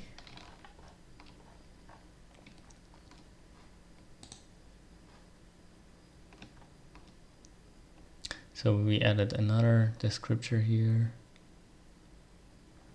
This engine looks interesting. It's really not, you can't even really call it an engine at this point. It's mostly just a renderer for now. But hopefully I can add some physics later on and so on when we're done with a bit of the basics of the rendering, at least like rendering 3D objects. But yeah, it's nothing fancy. It just like, you know, tells like just kind of like the Vulkan boilerplate code. It wraps it, right? And allows you to, let's say, compile a shader without having to deal with Vulkan crap and file system. It allows you to create a window without dealing with any of that crap. It allows you to, I mean, here we go. Let me show you. So app CPP. Here's my application code. That's my application code. You just define your vertex data, right? And you define your uniform buffer data. Then here you tell the engine to create a window with a tile of Kodotaku app and the size of 800 and 600. Then you tell it to create an engine out of that is compatible with that window, a GPU, right? And then I create a sampler, texture sampler, using the GPU. Then I load a texture from the path, right, with this sampler. And I make sure that vertex is trivially copyable. Then I define my vertex data. This one I'm gonna actually load from a mesh later on. And here I'm just loading a mesh from the vertex and index data, as you can see. And I'm defining the uniform object. Then I'm creating two uniforms because I have two in-flight frames. And here I'm just compiling two shaders from this path, right? And then I'm defining my bindings. So I have a uniform buffer. Then I want to bind to the vertex shader so I could use it in the vertex shader. And then here I have a texture binding in the fragment shader. And yeah, so here just some adapter code using ranges. And here I'm creating a graphics pipeline out of the vertex shader, fragment shader, and pipeline layout.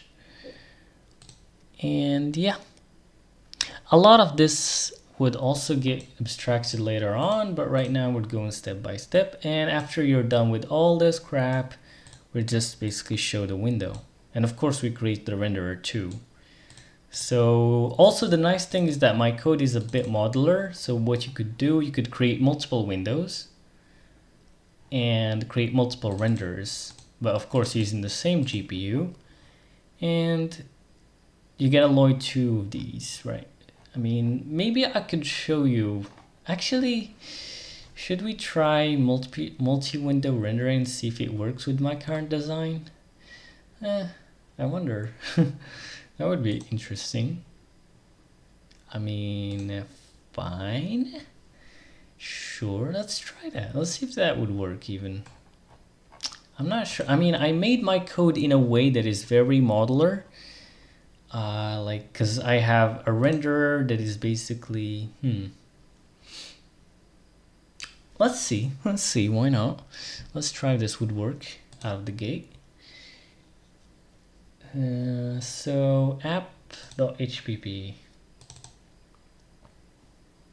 So let's create window 2. So this is how you create another window. Window 2 in my engine basically. So window 2, and of course you need another renderer right now. You need a second render for your window, render 2. That's pretty much it. Now what you should do is you should go to app, let's see, CPP, I think. Yeah. All right, and let's create a second window just like this. I'm gonna copy this code, paste, go to Taco app 2, right? And I can change the size if I want to. And then I'm just gonna make sure to create another renderer here like this. But this time using the second window, for the second window, right? And I think that's basically it, really. Other than that, you should also make sure to render every frame using that render. I mean, in theory, this should work. In practice, though, I have no clue. Let's see, because, I mean, I designed the engine in a way that it should allow for that, but would it work? I don't know. Let's see. I see the optional window. Why it doesn't work, huh?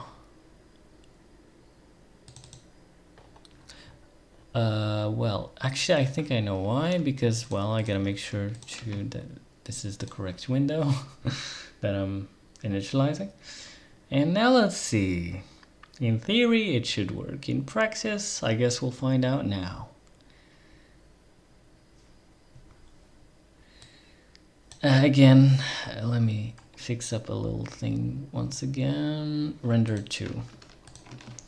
All right, let's see. And let's see. Would we have 2 triangles right now?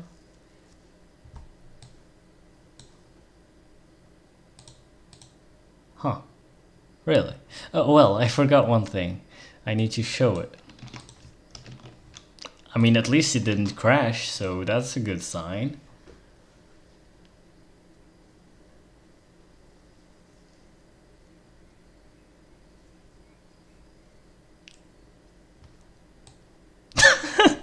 There we go. Multiple windows works. So as I said, I made my engine in a way that it doesn't care about like multiple windows and so on. It's pretty modular. So as you can see, I just made a new window and I made a new render and boom, it just works. Like most engine doesn't really, you know, implement multiple windows. I mean, even Vulkan ones. So amazing. Let's go. Right. So that's pretty sick. Love that. Oh my god. It was that easy. So yeah. Other than that, let me just fix up some code and then we're gonna commit it, and yeah, and we're gonna be done with the stream, I think. So yeah. One thing though, for example, is that I want to change the format, but like, I mean, later on I actually want to kind of like detect the format myself, and yeah, the engine should really handle the formats itself actually to some degree. Well, I think then we're done if that's the case. One thing though I wanted is to make a helper function for one-shot command buffers though. Yeah. Yep. Let's see what we got here.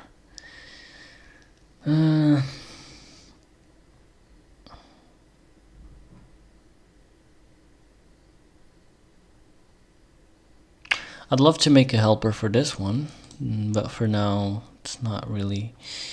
But yeah, one of the big ones I want is to like kind of abstract this part,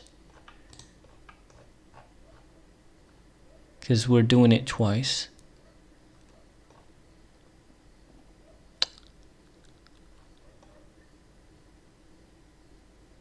we're doing it here too. So that one part I want to abstract. And yeah, I think we're just gonna do that one part and we're done for today's stream, I believe. Swap chain or render or what? GPU. Okay, so let's see what we're gonna do here.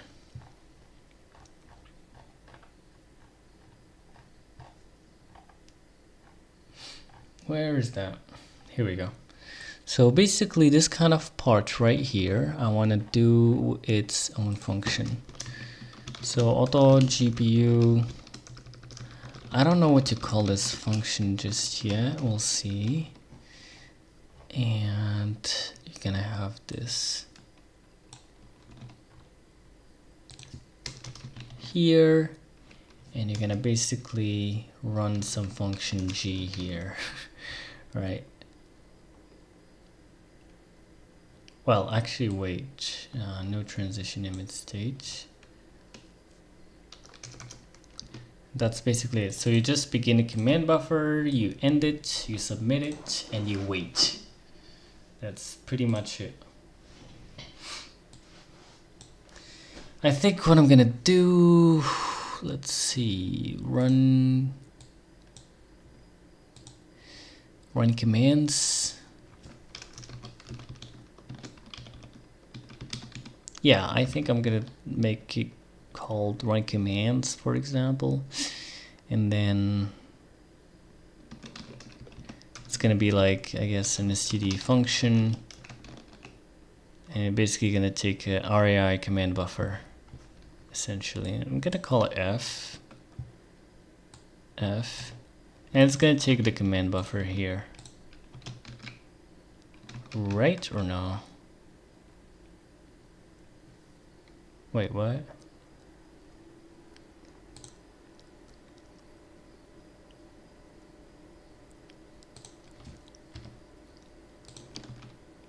And yeah, that's basically it. Now let's create a declaration for this.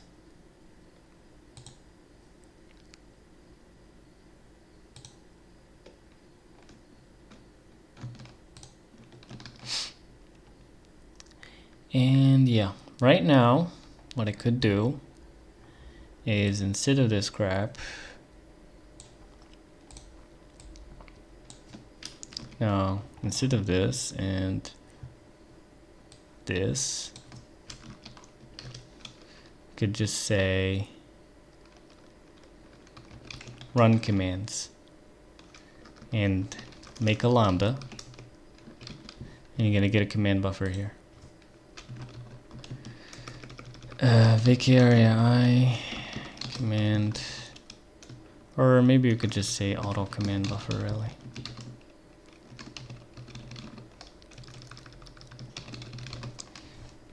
And this code would go straight into the middle of that. And yeah.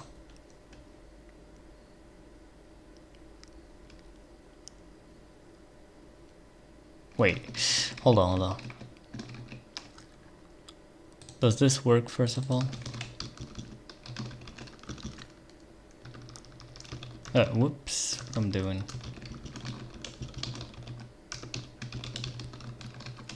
There we go. Does this work?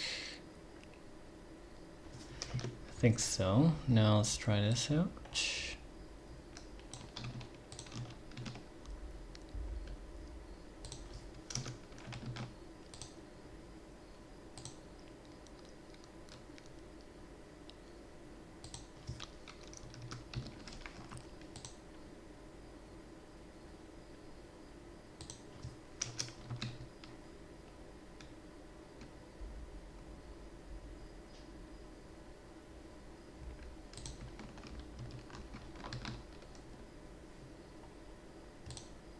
And yeah, I think that's basically it. Let's make sure that this works.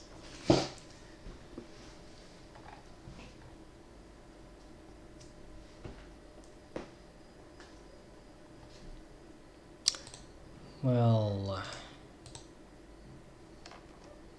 no template named function? What? Maybe it needs include functional? I don't think, but huh.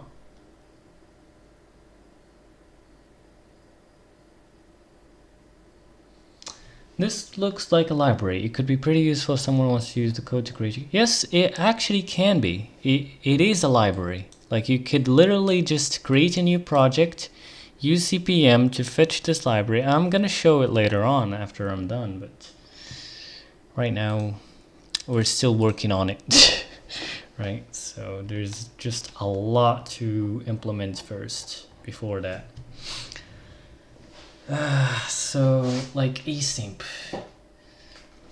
and so on. Crazy. I'm not sure if I'm gonna add physics. I'm probably gonna do that though. 3D physics. But we'll see about that. Either way.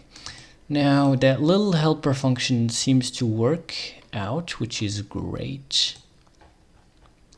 So right now I just have this run commands that would basically give me a command buffer quickly, which would run and it would stop, it would block. So yeah, that's cool, lovely. Now I could literally use that too in the same place as the, where is it? Here. So instead of this stuff and this stuff, I'm just gonna say run commands.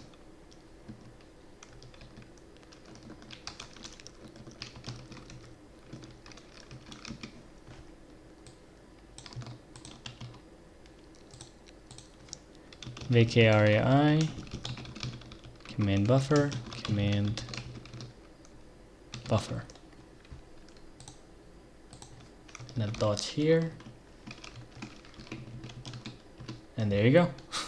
It's really that simple. Now, Lloyd buffer is basically just create staging buffer, create a buffer, then run some commands to copy in the GPU to copy the buffer, and the staging buffer to the actual VRAM buffer, to the GPU buffer. That's basically it. Really, that's cool. Love that. Now let's run this. Make sure everything's still fine.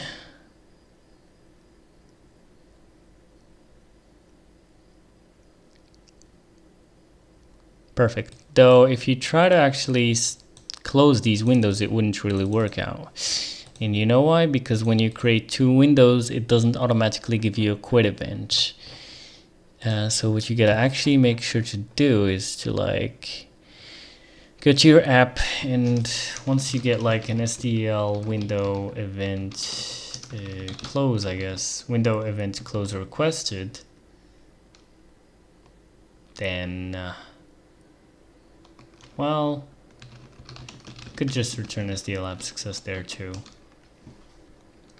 And honestly, since this is the same branch, really,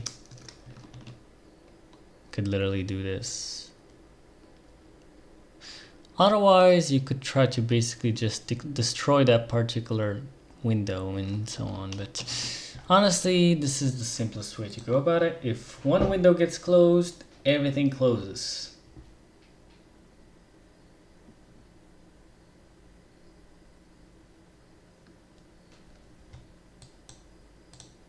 And there you go. Pretty much done. Okay, should we go even further? Like, how much I've been streaming? 4 hours. Should we go to the async really quickly or not? What do you think? Should we go for it? So async would basically allow us to load any mesh.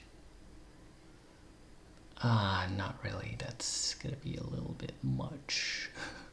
Right, so I think that was it, guys, for this stream. I'm just gonna basically push the code into GitHub. If you guys have any contributions, I'm gonna review them in the stream. I'm very opinionated. If you watch my streams, I'm very opinionated. So please, if you're gonna contribute code, then just to be prepared for like a very. It's not even about like. Hello, Theo Paris, by the way. It's not even about correctness, really, or like if you're good or not. It's just that I am very opinionated on how I want to write the code, essentially. On how I want to do things. But either way, other than that, we're good. All right, so let's just make all these changes right now. And so what we've done, we just added uniform buffers, right? Or no? Or did we add those beforehand? Yeah, I think like if we go to GPU.cp, actually, this is just about textures, really. Yeah, pretty much just about textures. Yeah, so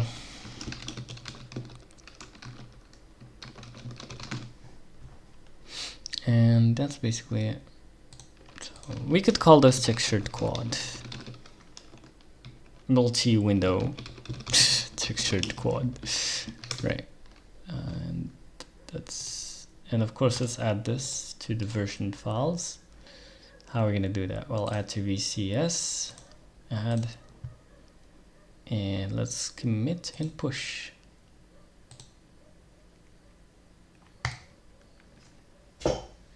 And done. All right, you could check out the whole code in GitHub right now.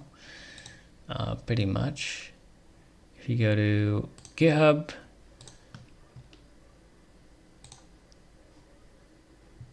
there you go. Here's the link again. And you could literally find all my commits. Like you could see what it needed to implement multi-window textured quad. Right, so this is what we changed basically. All the stuff we changed. So in this stream, we've done uniform buffer and multi-window textured quad, and here's uniform buffer changes. Pretty much. Other than that, we also, of course, the first stream we have done this stuff. Clear window, triangle, VMA buffers, create license, create readme, blah, blah. And yeah. That was it, guys, for this stream. Thank you all for watching. I'm gonna be streaming tomorrow. Hello, Pranav. Welcome to the live stream. Fortunately, we're gonna, end it now. But yeah, as I said, please start this repo if you'd like to. That would really help. Other than that, and please subscribe if you aren't, and join my Discord server so you can be notified when a new live stream come up. And you can also vote for next streams if there's any voting. Other than that, yeah, that was it. And see you later. Goodbye, everyone.